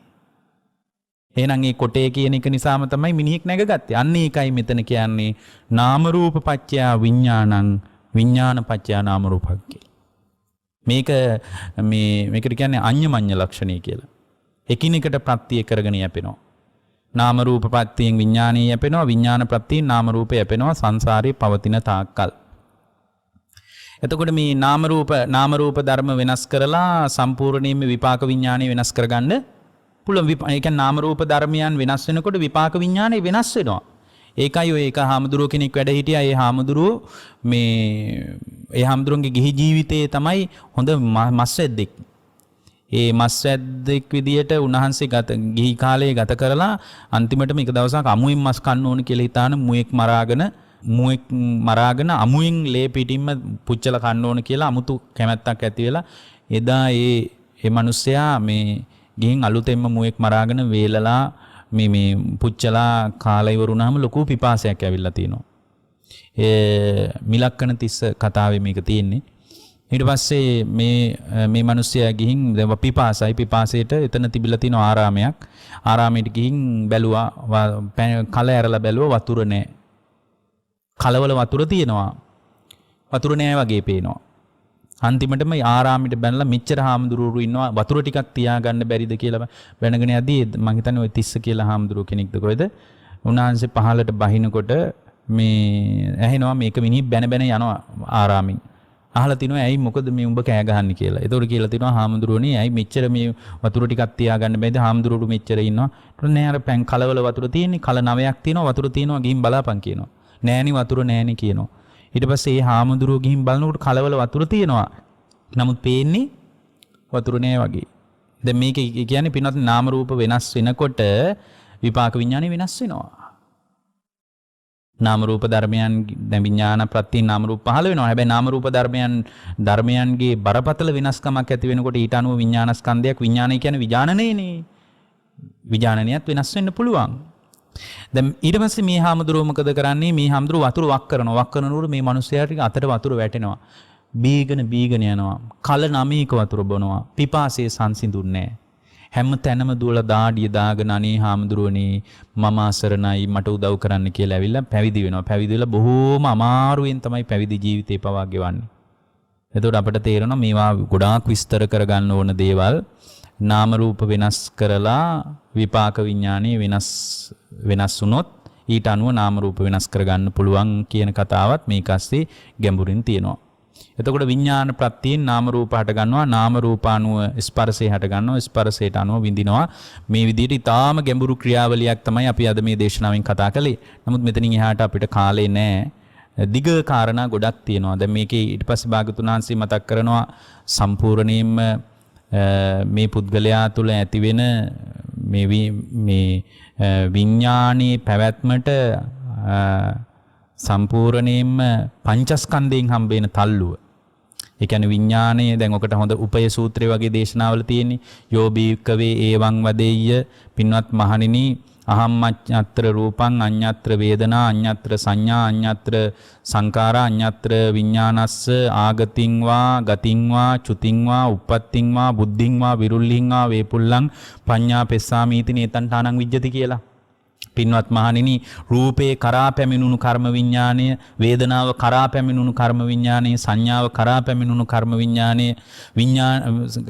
සංකාරයේ කරා පැමිණුණු කර්ම විඥානය පවතින්නේ රූපේ අරමුණු කරගෙන කියනවා රූපේ ආධාර කරගෙන කියනවා රූප තණ්හාවෙන් තෙත් වෙවි කියනවා රූපයෙන් වෙන්ව වේදනාවෙන් වෙන්ව සංඥාවෙන් වෙන්ව සංකාරයෙන් වෙන්ව විඥාණයට ඒමක් යාමක් චුතියක් උප්පත්තියක් වැඩිමක් කවදාවත් දකින්න ලැබෙන්නේ නැහැ නේතං විජ්ජති විඥානේ කොහොමද පංචස්කන්ධයේ ඇසුරු කරගෙන පවතින්නේ චුත වෙන්නේ මේ ක්‍රියාවලිය ගැනත් යම් පැහැදිලි කිරීමක් තියෙනවා. අනිත් එක තමයි ආත්මය ගැනත් යම් පැහැදිලි කිරීමක් තියෙනවා. ඒ ආත්මය ගැන පැහැදිලි කරද්දී වේදනාව සම්බන්ධ විශේෂ අවධාරණයකින් භාග්‍යවතුන් වහන්සේ දේශනා කරලා තියෙනවා. ඊළඟට මේකේ තියෙනවා විඥානට්ඨිති. විඥානට්ඨිති කියලා කියන්නේ පින්වත්නි විඥානට්ඨිති 7ක් තියෙනවා. විඥානේ පිහිටන තැන් 7ක් තියෙනවා. අපි ඒක නිකන් සංඛ්‍යාවක් විදියට කතා කියන එක හොඳයි. විඥානයේ ට්ඨිතියක් විදියට. විඥානට්ඨිති කියන්නේ මේවා සමහර වචනනේ තේරෙන්නේ නැති. විඥානට්ඨිතිය කියන්නේ විඥානේ බැහැ ගන්න තැන් 7යි තියෙන්නේ. මොකද්ද? උන්වහන්සේ මතක් කරනවා විඥානයේ පිහිටනවා නානත්ත් කායේ නානත්ත් සංඤේ. විඥානයේ පිහිටනවා මේ නානත්වයේ තුල. නානත්වය කියන්නේ මනුස්ස ලෝකවල, දිව්‍ය තලවල, තිරිසන් ලෝකවල නානත්ත් කායේ නානත්ත් සංඥාවක් තියෙනවා. නානත්ත් කායේ නානත්ත් සංඤේ කියන තැනකත් විඥානයේ ට්ඨිතියක් විදියට පිහිටනවා. ඊට පස්සේ පින්වත්නි නානත්ත් කායේ ඒකත්ත් සංඤේ කියන තැනත් විඥානයේ පිහිටනවා. බ්‍රහ්මකායික ලෝකයේ වගේ තැන්වල මේ නානත්ත් කායේ ඒකත්ත් සංඥාවක් තියෙන්නේ. දැන් මිනිස්සු තුල තියෙන නානත්ත් කායේ කායත් නානත්වයක් තියෙන්නේ චින්තනයක් නානත්වයක්. එකම කුසින් උපන් දරුවෝ දෙන්නෙක් තුල පවා චින්තනමේ විපර්යාසයක් තියෙන්නේ. ඒ කියන්නේ නානත්ත් සංඥාවක් ක්‍රියාත්මක වෙන්නේ. ඒකත්ත් සංඥාවක් නෙවෙයි. හැබැයි සමහර සත්තු ඉන්නවා නානත්ත් කායේ ඒකත්ත් සංඤේ කියලා. ඒක බ්‍රහ්මකායික සමහර දිව්‍ය තල. ඊට පස්සේ ඒකත්ත් කායේ නානත්ත් සංඤේ කියන තැනත් විඥානය පිහිටනවා. ඒ කියන්නේ ඒ තැනත් විඥානින් නිදහස් වීමක් නැහැ. මේ බඹලෝවත් විඥානින් නිදහස් වීමක් නැහැ කියන එක මේකෙන් අවධාරණය වෙන්නේ. ඒකත්ත් කායේ නානත්ත් සංඤේ. ඒකත්ත් කායේ නානත්ත් ආබස්සර බ්‍රහ්ම ලෝකෙ හිම ඒකත්තකායත්වයක් නානත්ත් සංඥාවක් තමයි තියෙන්නේ.